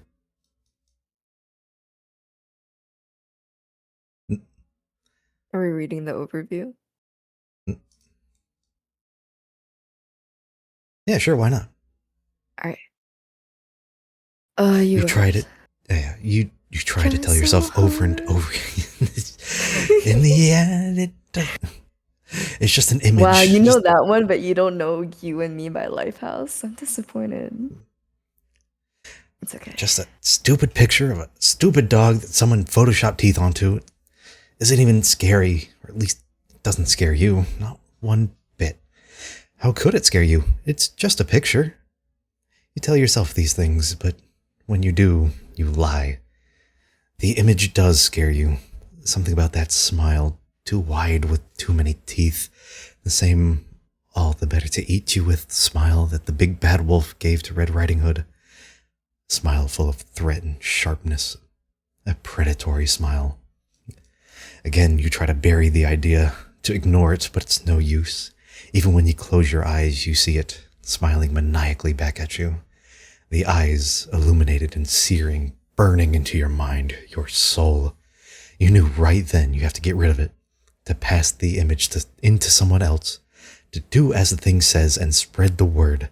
You know that you'll do these things because you must. Because if you don't, you know that eventually he will pay you a visit. The Smile.creepypasta, also often referred to as Smile.jpg, concerns a supposedly cursed or demonic image of a Siberian husky with a menacing expression and an exaggeratedly large smile from a mouth seemingly filled with human teeth. According to the story, this image depicting Smile Dog is an image of a demon or evil spirit that then plagues and torments anyone who has looked upon it with horrendous visions and nightmares, impelling them to spread the word by sharing the image with others. The longer the victim continues without sharing their image, the more extreme the haunting becomes. And if the image is not shared, then Smile Dog takes its true form, either killing the victim, driving them to a point of insanity, or in many versions, dragging them away to hell. The original image associated with the Smile.jpg Smile Dog creepypasta shows a Siberian husky with what appears to be a heavily photoshopped mouth. The husky is a gray-black and the image only shows the head and neck with prominent pointed ears. The eyes of the dog are illuminated by the camera flash so that they take on a glowing quality in the manner in which the dog is looking directly into the lens as if posing for a portrait in a disturbingly human fashion. More unsettling, however, is the smile, which, aside from appearing too wide for the mouth itself to contain, seems not to contain canine teeth, but more human or primate. Origin I feel like and this is just development. backstory. Oh, Yeah. you don't want I to. feel like we have left the realm of the actual creepypasta. This is just Yeah. backstory. I'm looking at the comments right now. My friend told me about Small Dog in third grade, and I thought it was ridiculous but scary since I was like 8 or 9. 5 years later, I decided to read it for myself, and the dog was kind of creepy, but the story was rather interesting. Yeah. Who's your Look at boy? that good boy. Who's your Look at that good boy. Sleepy boy? Alright. Okay. Last one. Is that person not Hey, gonna request anything? the simple view. Thank you just for the follow. So I imagine that you got your story lined up. Oh, it's on Reddit? Yeah, just Oh, post it. I'll take a look. I'll take a look. you got the two big main sources of scary stories, which is creepypasta, and then you have no sleep. Yeah, no, r slash no sleep. Mm-hmm. Yeah, if you post in chat, I'll take a look off stream, and because I'm not streaming, so it might be better for me. Mm-hmm. I appreciate you vetting. Yeah. The James Curry film, July 31st, 2024. Ooh, recent. Oh, right.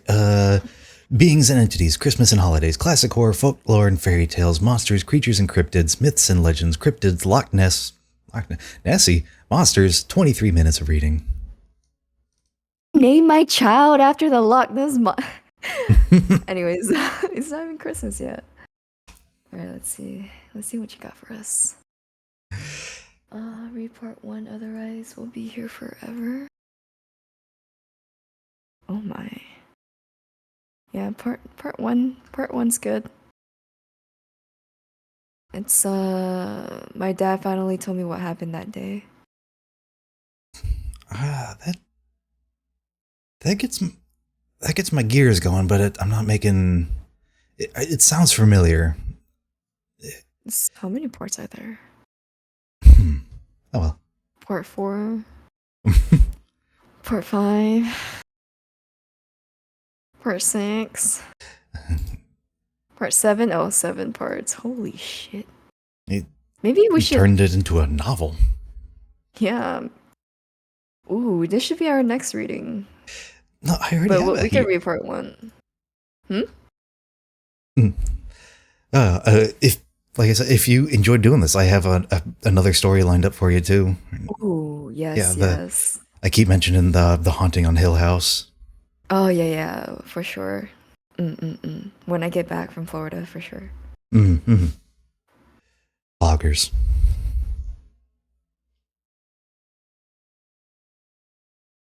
All right. Did you start the last one or did I? I think I started it. Oh, okay. Wait. Who started it? Who? I'll read the first paragraph. Yeah, just go crazy. Get in there. All right. It was never a dull moment's drive. Scotland was, by definition, a beautiful country of inspiring scenery, majesty, and relentless weather. Evie's old hatchback has taken a beating from the rain and protruding tree branches that flicked across the windshield on this dark and stormy night in late December 1996. A single peppermint sweet flicked between her cheeks, and the imposing view of her desired destination made her belly knot up. Over the winding roads across the blackened slick of sodden fields, a great stately home rested just next to the shore of one of the world's most famous bodies of water, Loch Ness. Oh, it actually is Nessie.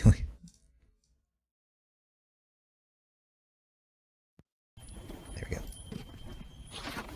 go. The sole of Evie's aching foot and her red leather boot pressed gently to brake her car to a squeaking halt. Stopped in a large puddle created by the elements only that same day. The occasional bolt of lightning sent an illumination that lit the entire landscape. The dark, busy water of the loch, the breaking trees and the ancient ruins of the Urquhart Castle could be seen across the water. Captioner didn't recognize it, so I must have mispronounced it. Urquhart Castle. It probably is a made-up word now. I mean, Loch Ness is a real place, and I imagine there's a castle nearby to it, so... It won't let you copy and paste shit on here. No. It's crazy. Alright. It could be seen across the water opposite to this great hall. She wiped the fog from her thick-rimmed glasses and leaned forward to observe the wrought iron gate that lay open. She wears glasses? Oh, that's kind of hot. I wear glasses too. Oh. Oh my gosh. It seemed to invite her into the grounds while two menacing stone grotesque heads gazed upon her. The creatures themselves resembling that of the elusive beast itself, the Loch Ness Monster.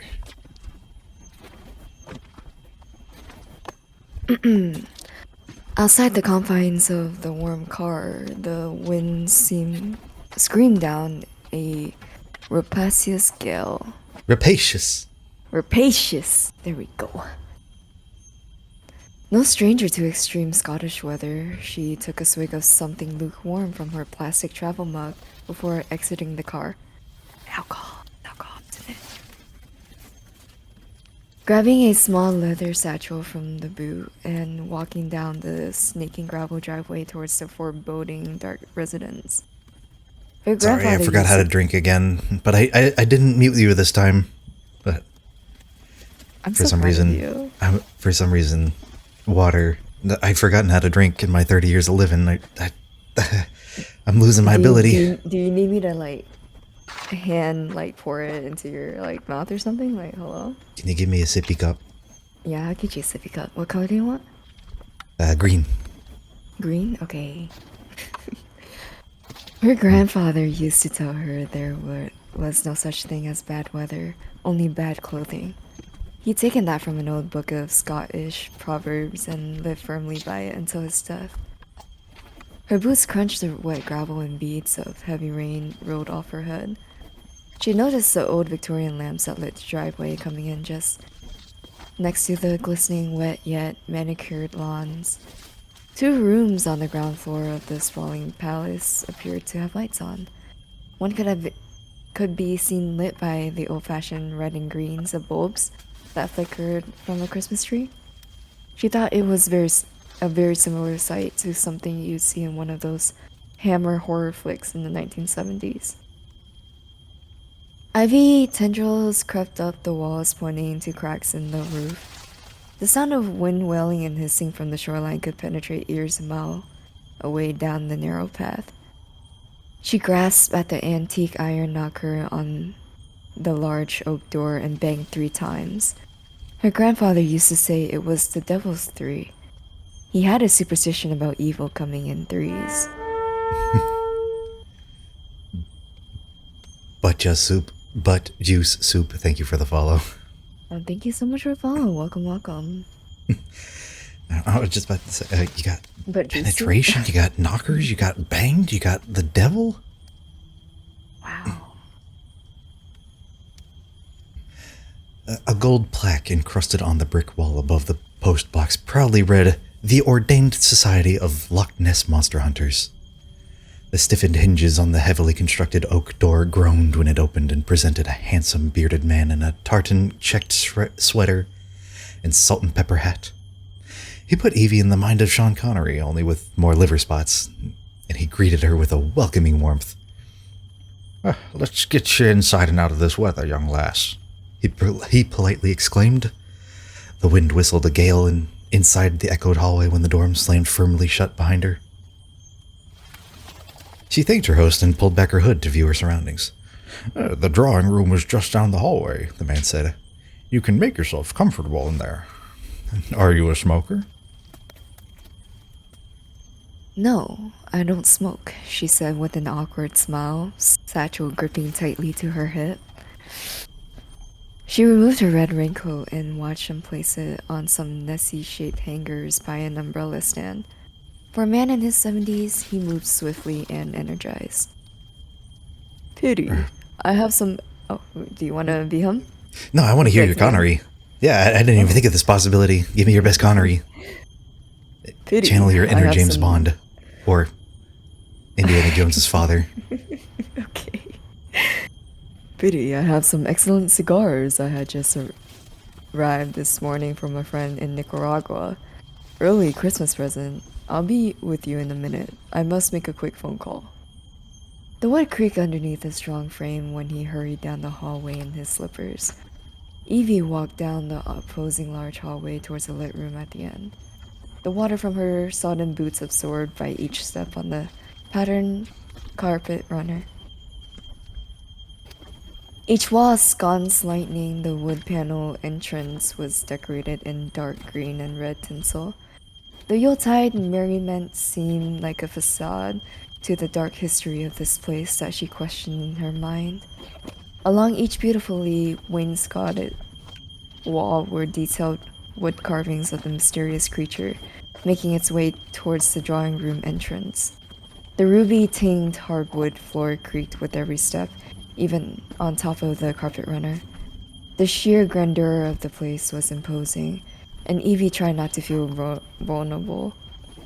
Her prior research had suggested it was just the two of them to meet this evening, but with a place as vast as this, one could never be certain. Every room she passed along the way seemed to have shapes in them, shapes with eyes that watched her every move carefully. A gorgeous Christmas tree stood 8 foot tall in the drawing room, wrapped in an old-fashioned tinsel with a Nessie head placed on the top in place of the typical star fairy.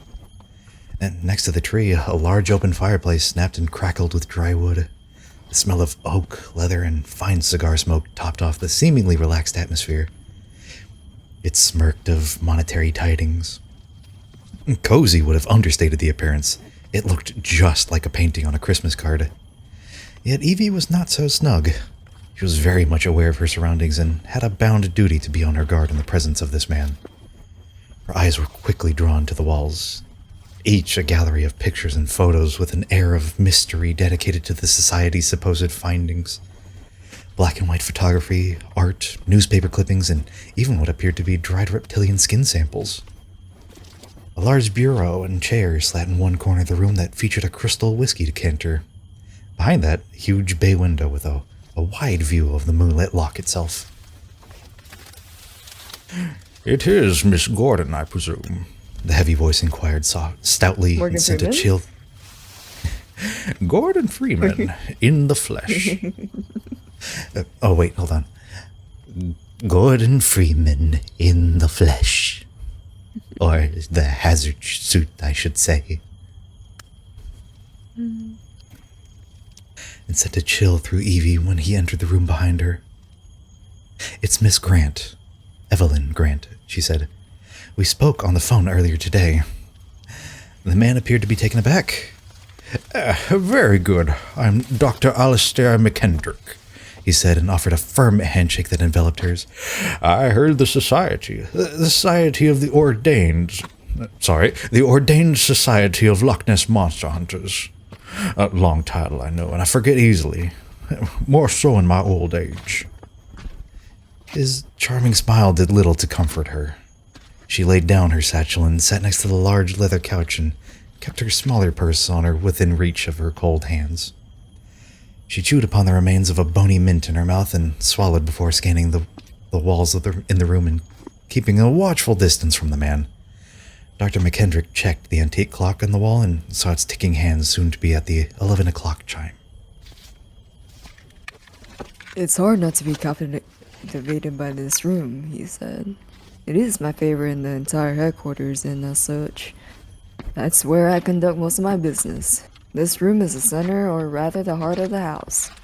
The mansion itself was donated to the organization by one of our benefactors, Lady Catherine Shaw. I try to let its walls talk and tell the tales of its exploits past. I'm glad we agreed on giving Dr. McKendrick a little southern gentlemanly vibe. I'm just following you. Yeah. That was a little southern and not Scottish, huh? Yeah, just a little bit. Eve's left eye vibrated slightly when she saw the fingernails on her hands chewed down from the sheer nervousness upon coming here. She feigned distraction, but That acute stressing tell was visible. It was until a curiosity did capture her interest on the wall. It was a large painting depicting the giant grayish-brown monster facing down a priest whose expression was fierce and determined. She removed her glasses to wipe away the steam from the room's fiery warmth. What was this painting supposed to be, Doctor? She asked. The doctor scratched his beard with social satisfaction, and Evie caught sight of the healed, shaving cuts on his face. He loved telling stories, and being invited to enlighten people on a subject he knew everything about provided him with endorphins worthy of spending money on. This is the beginning of the monster's origins, he said. St. Columbia is the man of the painting. He was an Irish holy man who came to Scotland in the year 563 AD. He'd been spreading the good word of the Lord to the Pictish tribes of the time, creating a sense of unity among them, of which those pagan savages sorely lacked. In the year 565 AD, at the banks of the River Ness, a few miles up the loch's northern end, one of the tribesmen was being buried by the riverbank. St. Columbia asked the man what had happened, to which they had told him he had been partially eaten by a large water beast. After being told this, Columbia sent down one of his companions out to swim across the river, and lo and behold, a great beast rose from the depths. However, St. Columbia was brave and determined. He made the sign of the cross and ordered the monster to go back to wherever it came. It then vanished, never to bother the saint or his tribe ever again. Evie turned from the painting and saw the doctor was standing right next to her. She moved away to gather her bearings and gave a questioning look. So, it just left? Absolutely, yes. The will of God made it so. The tribes believed that they had all witnessed a miracle that day, and St. Columbia's own legend grew among the church. And your Society of Nessie Hunters believes the story? Dr. McKendrick chuckled dryly with an acid tongue. Absolutely not. The problem with stories is the original truth of them eventually dies over time. The original account of St. Columbia facing the monsters was written over 100 years after the event happened. And after that, for hundreds of years, there were seemingly nothing to write about when it came to this creature. Evie felt the beads of sweat trickle down her head with the remnants of rain. The fireplace was hot, but her feeling of impending dread was getting tougher to mask. So, when did the modern-day sightings occur? She asked. There were reports made in the late 1800s of sightings. One of the large creature propelling itself into the dark waters just off the shore. It was only until in the 1930s that we had some extremely interesting witness accounts of the monster. Such as? In 1993, George Spicer and his wife reported a dragon-like creature crossing the road in front of their motor car, carrying a dead animal in its mouth. Then in 1934, Mr. Arthur Grant described nearly hitting a creature while riding his motorbike down the same stretch of road. This stretch of road being the same one you would have taken coming down here tonight. This stretch of road was originally paved in 1933, therefore has led to many sightings. Before then, nobody came handy to walking that close to the shore down this way. Mind you, like all stories, the written word can also be unreliable. Once you hear one report, it creates a ripple effect of people seeking fame and fortune, and others who just want some attention to take away from their sad and pathetic lives. In this society, we mean to seek hard proof. The doctor kept his eyes locked onto Evie's at every opportunity, chipping away at that stone wall. Then I have exactly what you're looking for, she stated firmly. The reason for her visit was about to bear fruit. You have something to show me in that satchel you packed with you? Yes. What is it? Irrefutable evidence of the creature's existence.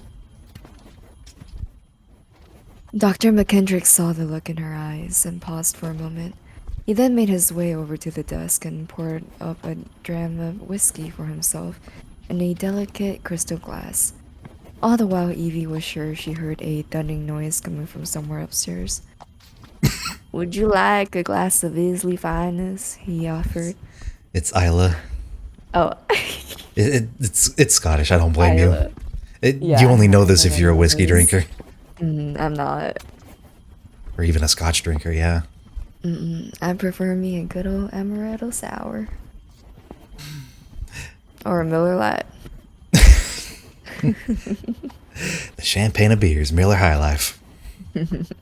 I love one, she said, knowing it might settle her nerves a bit.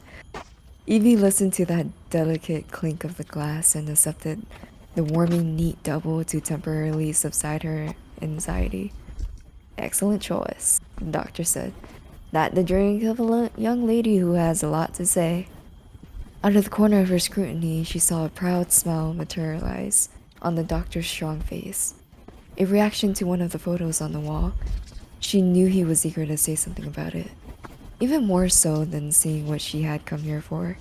She held the whiskey glass to her nose for a second to sample the smoky scent of the undoubtedly expensive scotch before measuring the very odd black and white frame photograph of a blurred shape in the water.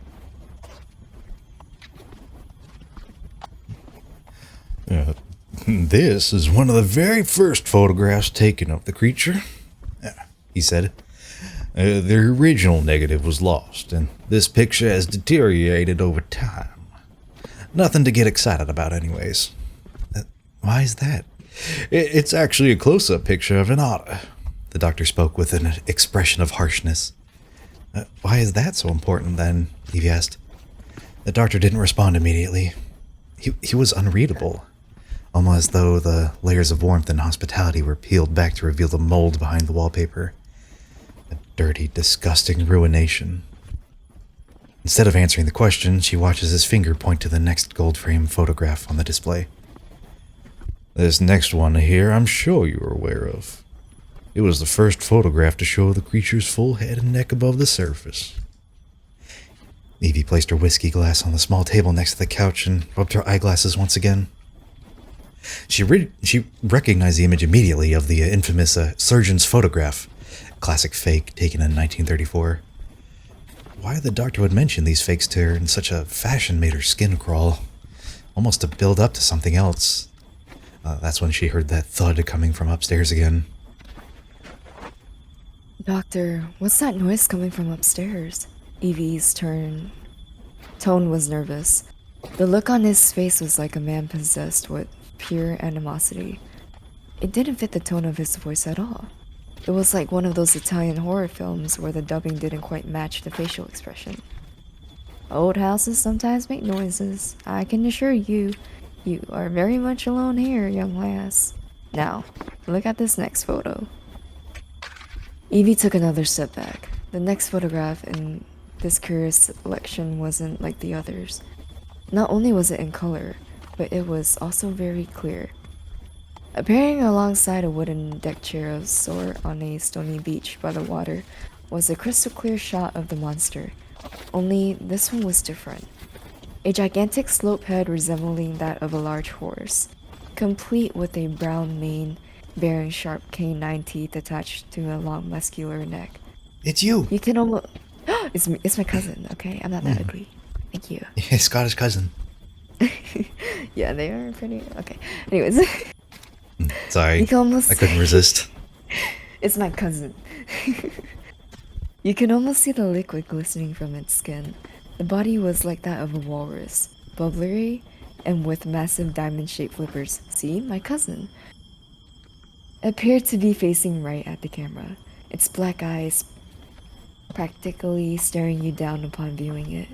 Evie felt her entire being shiver, as if the thing was stood directly in front of her, looking down on her like some sort of plaything. If you squint real hard and had eyesight bad enough, you could probably confuse that for a French trotter.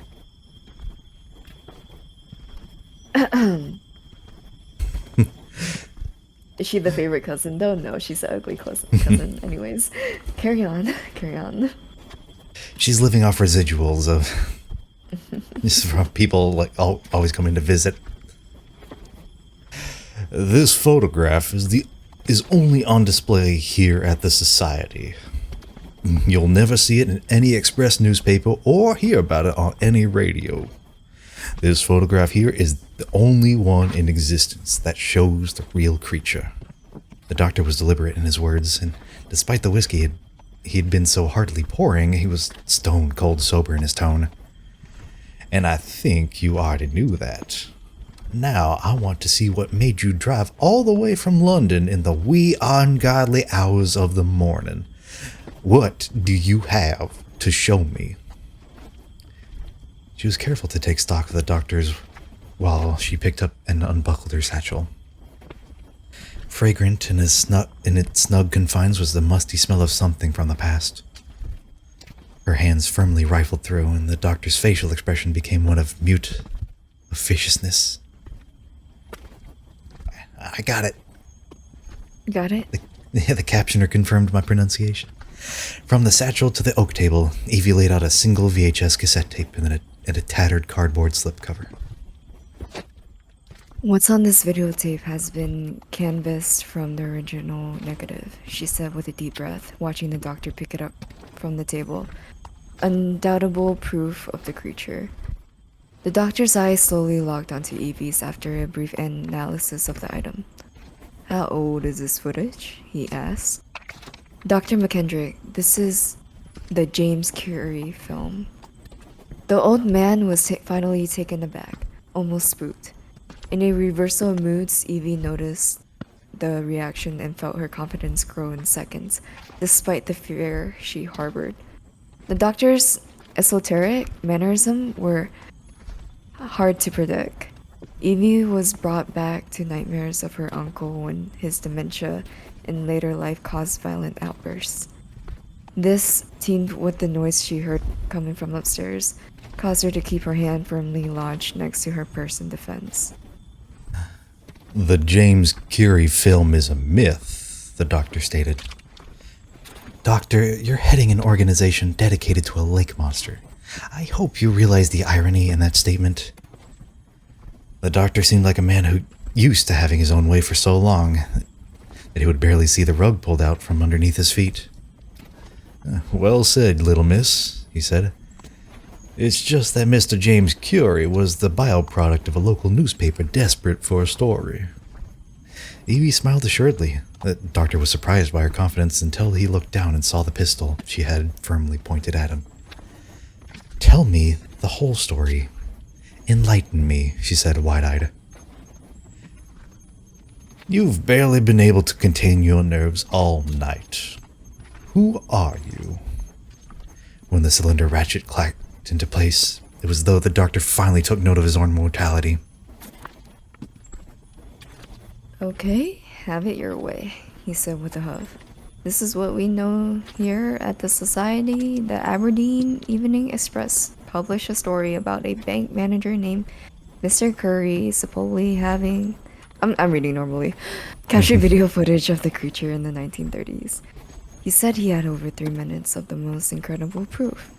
Certifiable evidence of the creature's existence. He then locked away the footage in a London bank vault, claiming that he wouldn't release it until, I quote, such matters were taken seriously.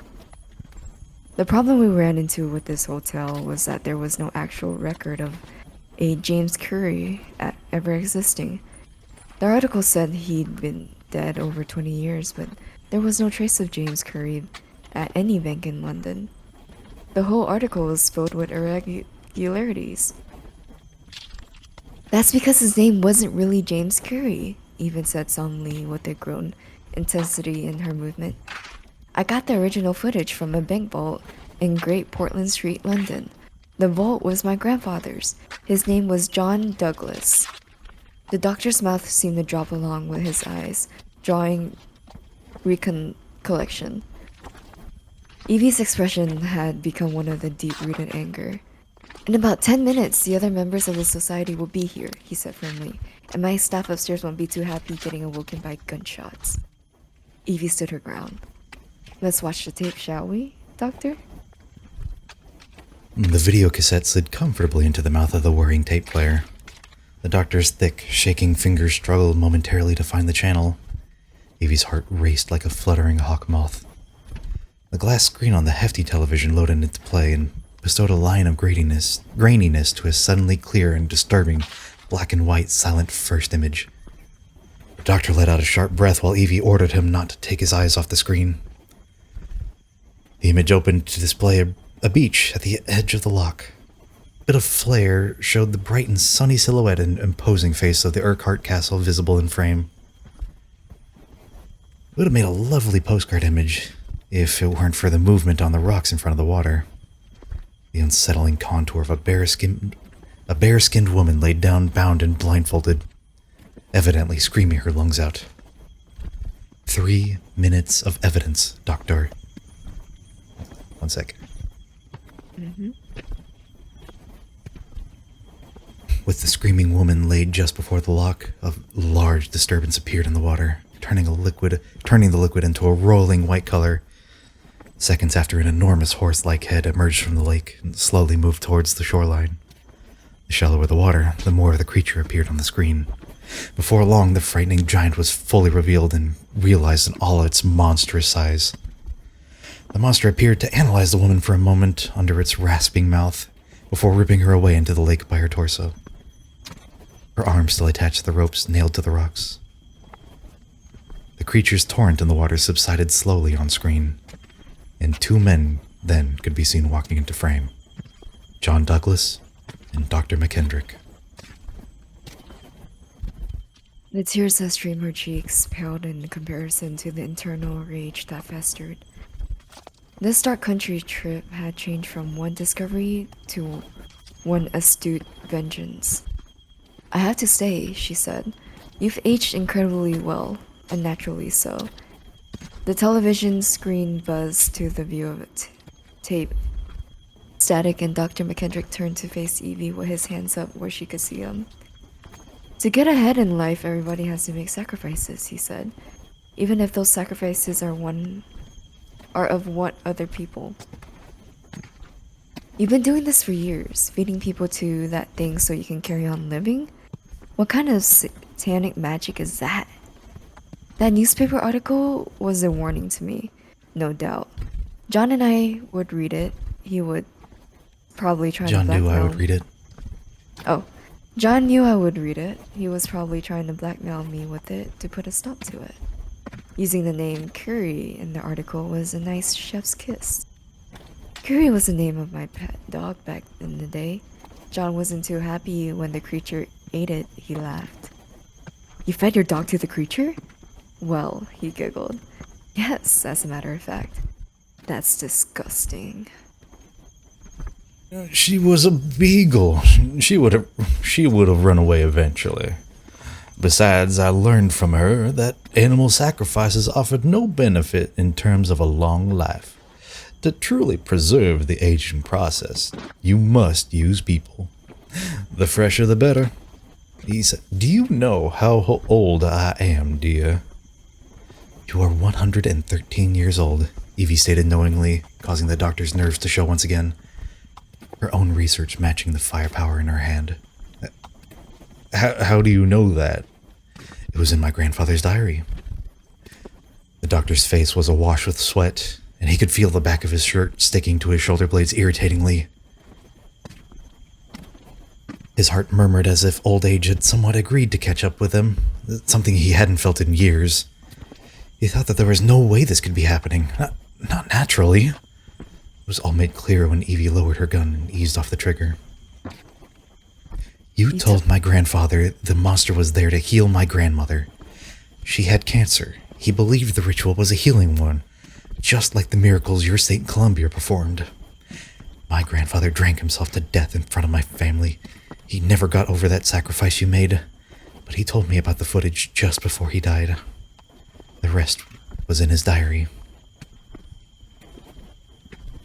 Evie heard a distinct whine that seemed to swell inside the doctor from his stomach region. Red-faced and kneeled over, his voice wept in pain. What's happening to me?" he cried. The doctor's vision swirled until a short spew of translucent bile erupted from the corners of his mouth into the tartan rug underneath his knees. He completely lost of control. Oh, his complete loss of control caused him to drop and thud against the hardwood floor awkwardly. All 250 pounds worth of them. Evie breathed a sign of relief and pocketed her gun in her purse.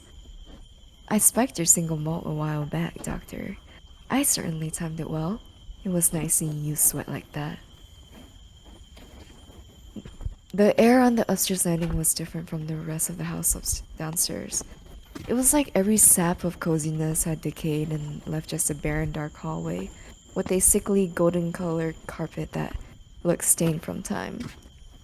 The wooden shelves on the wall were empty, saved for the dust, and dead files packed between the glass in each picture frame, representing the deep lake. Every door down this hallway was shut, and Evie's sense of location couldn't pinpoint where those noises came from. She took out her gun and approached the first door on the left. The door brushed open softly and scuffed across the heavy carpet. Within seconds, Evie's nostrils were assaulted with a wretched sense of something sour. She moved her free hand to cover the lower part of her face, but her stomach rolled uncomfortably. In the pitch black, she wrestled her arm against the wall to find a light switch. Once the large chandeliers on the ceiling filled the room with light, Evie could barely stand up. Every sense in her was paralyzed from shock. The smell. The malodorous air of fabrics rinsed in ulcers and bodily evacuations. The spectacle of this grand-sized former dining room was replaced with a ward of sickening debilitation. 15 queen beds lined up, the woman in them drugged into a semi-permanent state of sleep, save for some occasional twitching. They were all heavily bloated, with a stitch of clothing and riddled with bed sores. Evie could tell that they probably haven't moved in some time. If they did, it's not like they could go anywhere. Their legs all appeared amputated at the knees. These people. These poor people, she thought. It took Evie another moment to regain her strength and sight from the tears in her eyes and sorrow she expressed. When it finally registered to her that each of these young suffering women were also heavily pregnant, the doctor's statement regarding the fresher the better dawned on her.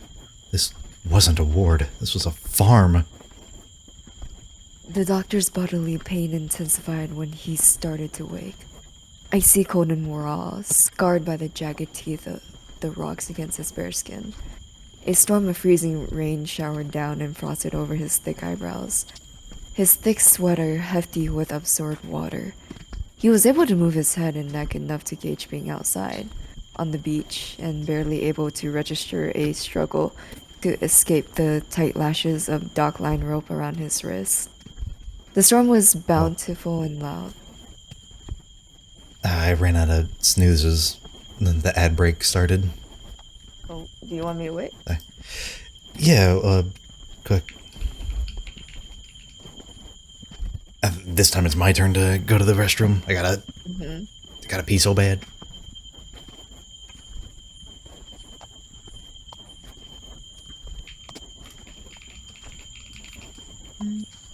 Alright, I'll be back. Okay.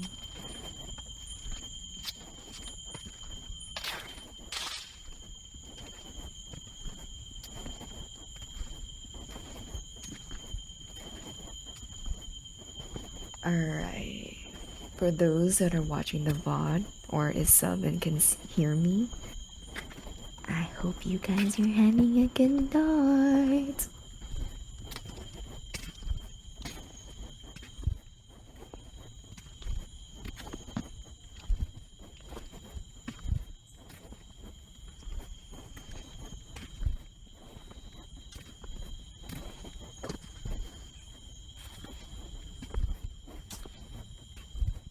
Do do do do do do.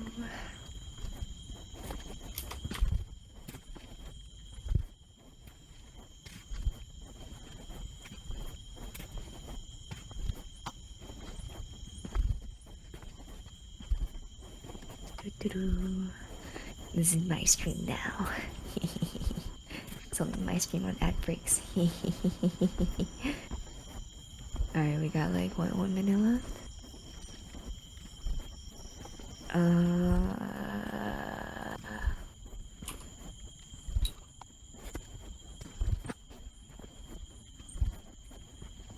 Do-do-do-do-do. Do-do-do. I already went pee-peed. I'm good.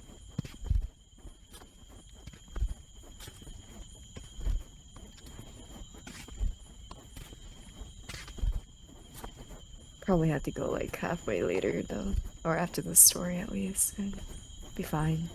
We'll be fine. I am back. Oh hey, I was talking to your chat, like if they ever watched the VOD. Yeah. I try to highlight all my VODs just so that they stick around for forever rather than the 2 months that you normally get. It's legal. Twitch lets you do it. I'll let you do it. Yeah. Either that or like you download it and then post it on YouTube or something. That too.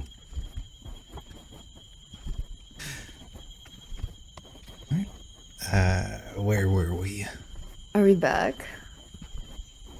Yeah, we're back. Okay. All right. Yeah, the timer fully yeah. Timer ran out. No longer playing Okay. ads. I know where I am. The storm was bountiful and loud, and his shock of and awe grew with each clap of thunder. His soaking wet ears could barely hear the slurping. Oh, The slumping. what am I thinking? What am I thinking? Oh my goodness. The slumping on the rocks next to him. The slumping and slapping of something massive. It was a small distance away, but after arching his back sharply onto the stones to look back at the house, he could make out the silhouette of Evie watching on from the drawing room. Another crack of lightning in the sky lightened up the entire area. The doctor felt his black heart sink to his stomach when he met with the curious gaze of the creature's bulbous Bulbous. Bulbous. bulbous eyes that resemble large swirling black marbles. My word, you are magnificent. You are indeed the most beautiful things I had. Oh, thing, singular, I had ever laid my eyes on, he proclaimed. The sound of breaking bones snapping like brush and sharp tears of flesh became lost in the elements of the gargled screams. To Evie, it was as silent as the James Curry tape. Only the sequel had a more satisfying ending. She looked over at another frame on the wall, one which showed McKendrick's doctorate proudly displaying his credentials as an orthopedic surgeon. At the moment, she felt a wave of something come over her body, 10 times more powerful than any feeling of excitement she'd ever felt in her life. It was as though every stressor, every ounce of fear, every feeling of negativity had been flushed from her soul in a glow of euphoria. She took another peek outside the window to that wondrous storm and said to herself, "Thank you, Doctor. I feel younger already." Ooh, that was a good one. My brain while reading that was like swirling, It's like, where is this going? This whole time, and then twist after twist after twist. Right? And I'm like, what? It's like, what? What? Alright, we got one more. Yeah. I think I say- can see it in the history.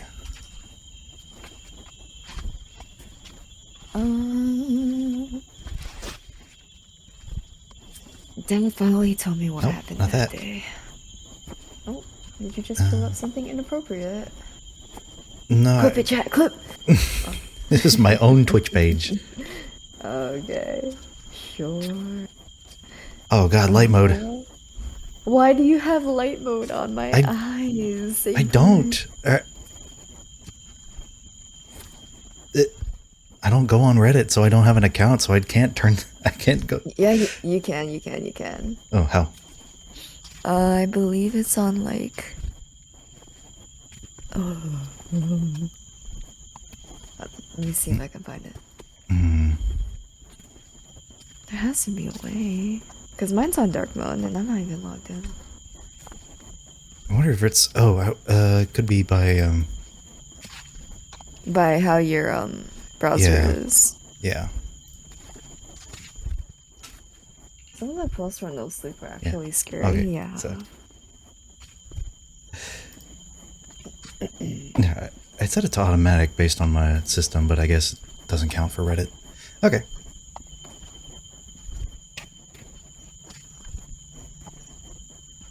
Can I zoom in so where the sidebar doesn't show up? There it goes. Perfect. Yay. It's a little weird, but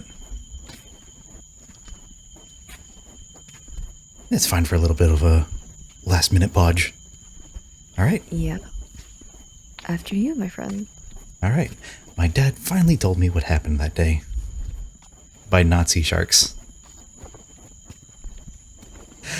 I went to visit my dad not too long ago.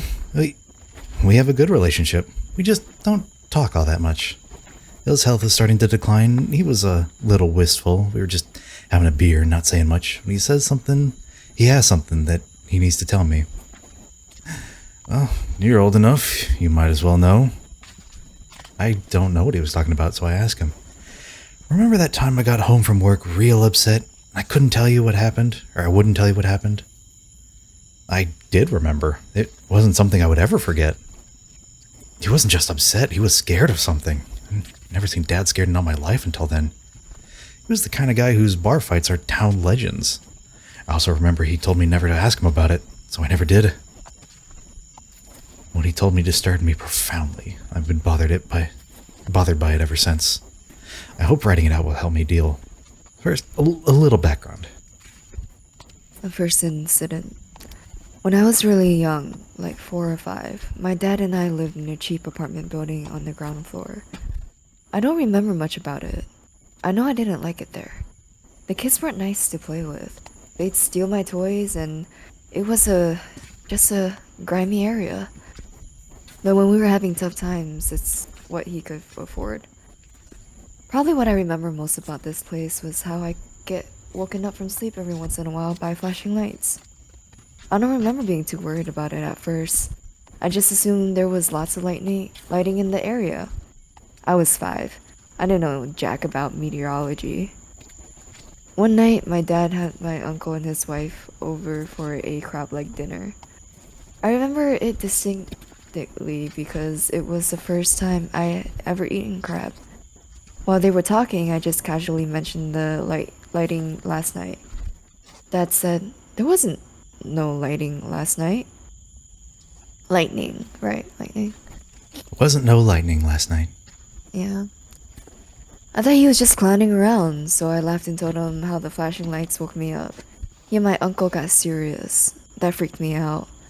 Because they were always silly when they got together. They asked me more questions about the lights. Nothing I recall exactly. But I decided I was probably seeing headlights from cars driving by, shining on the curtains. I guess I believed them. But after that, I always get nervous when the flashing lights would wake me up, because I knew it wasn't lightning anymore. A few times I called for Dad when it happened, but when he get to my room, there was nothing to see. He started telling me it was all in my head. We moved out of the apartment over a year or so when Dad's handyman business picked up. The flashing stopped when we left, so I came to believe it was a combination of passing cars and my imagination. It wasn't something I ever gave much thought to again until recently. Second incident. One time, I was helping my dad out on a job.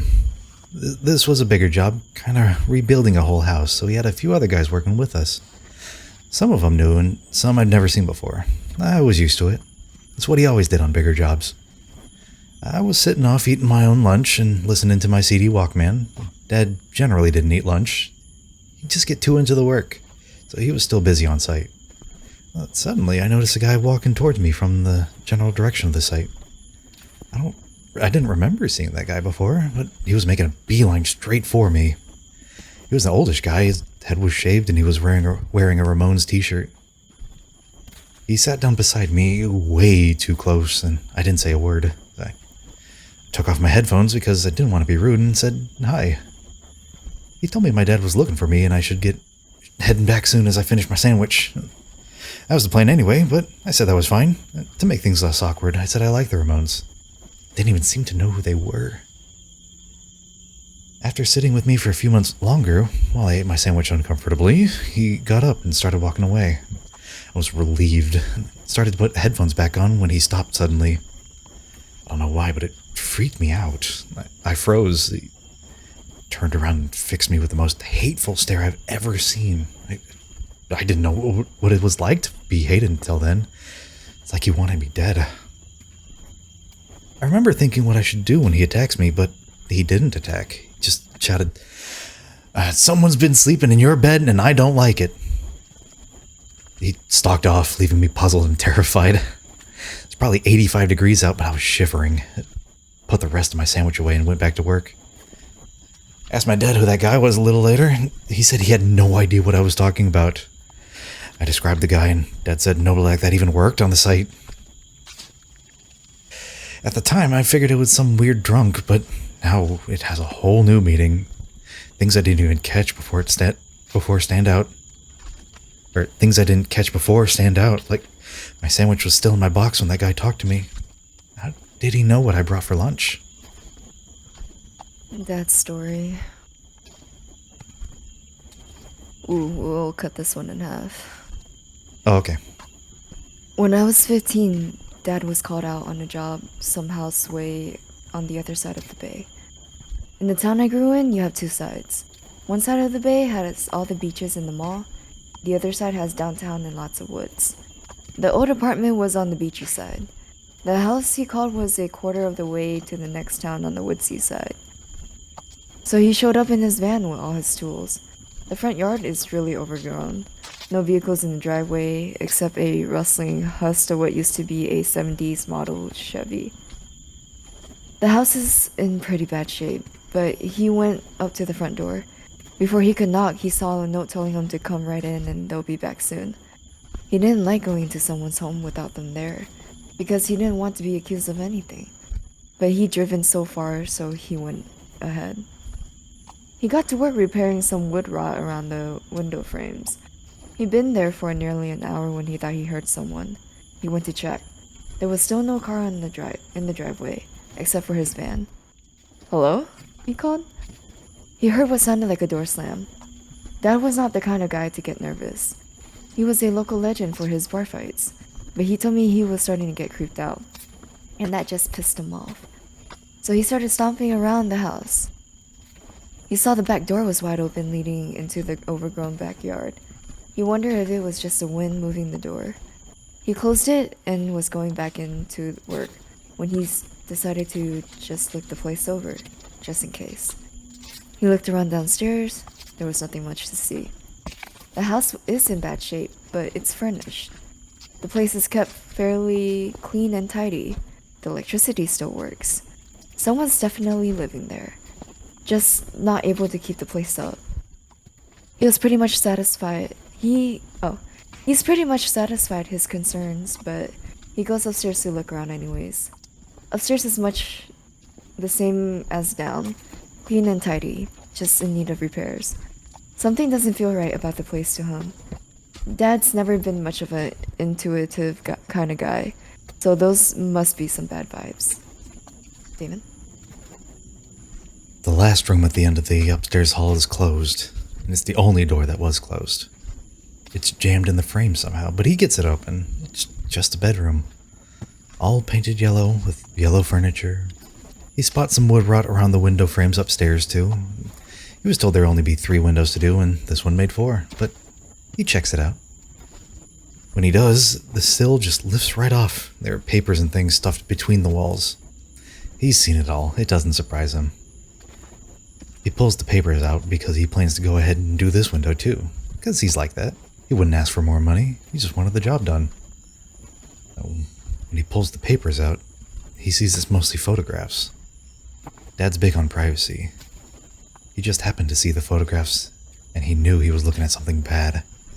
He started flipping through them. They were all pretty much the same. The back of each picture is dated, but every one of them was a picture of a little boy sleeping. Dad recognized me in that ground floor bedroom right away.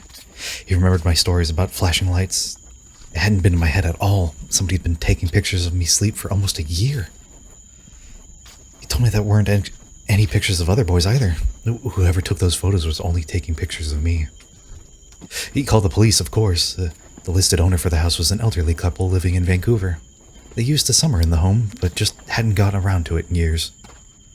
Didn't even notice that they were still paying the electric bill. Had no idea about the pictures or hiring my dad. It was a dead end. I had so many questions after he told me this.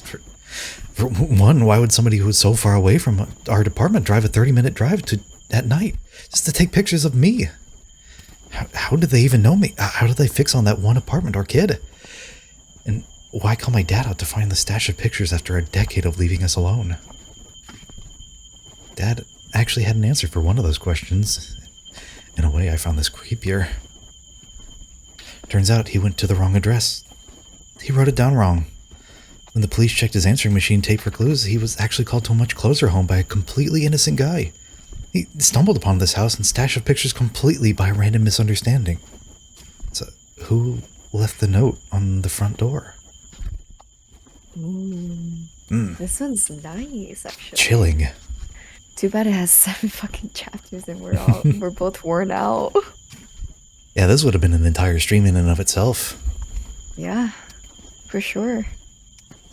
Should put this on the list, Damon. Yeah, All for right, sure. right. Next time, like Yeah, my right after, my throat is shot. Right after Hill House, because I really want to read Hill House. Yeah, right after.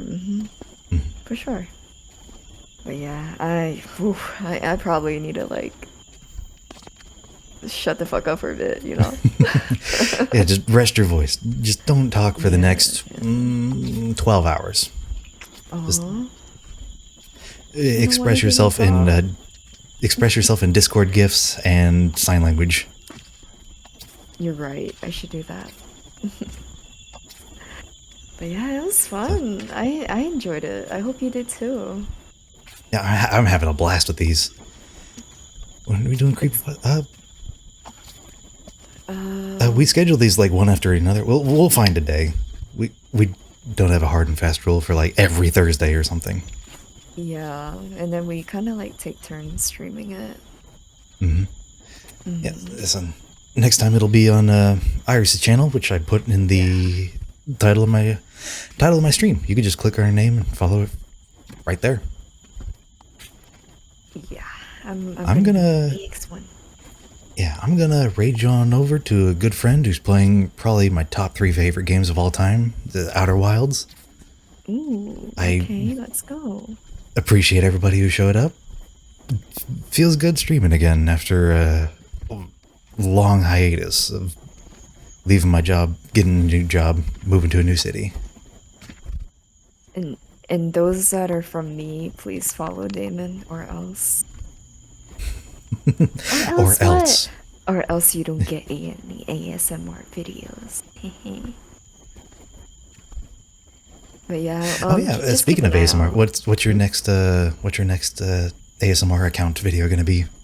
I don't know. Do you have an idea for me? Oh, what was the whole bit about the picking a number 1 through 5? Oh, that was just a a picture that I posted. Oh. Yeah. I posted it. My ASMR is basically like a throwaway account, you know? Shadow banned and everything. Yeah. It's crazy. That's rough. Right? I do voice ASMRs, so... Yeah, but if you guys have POV any ideas, roleplay. feel free to ask, yeah. Basically. But And also never mind, Valorant for Uni's case. Yes, sir. Alright, let's raid your friend. Yeah, raid's about to pop. Bye, I'll see you all. guys. See you all later. Bye.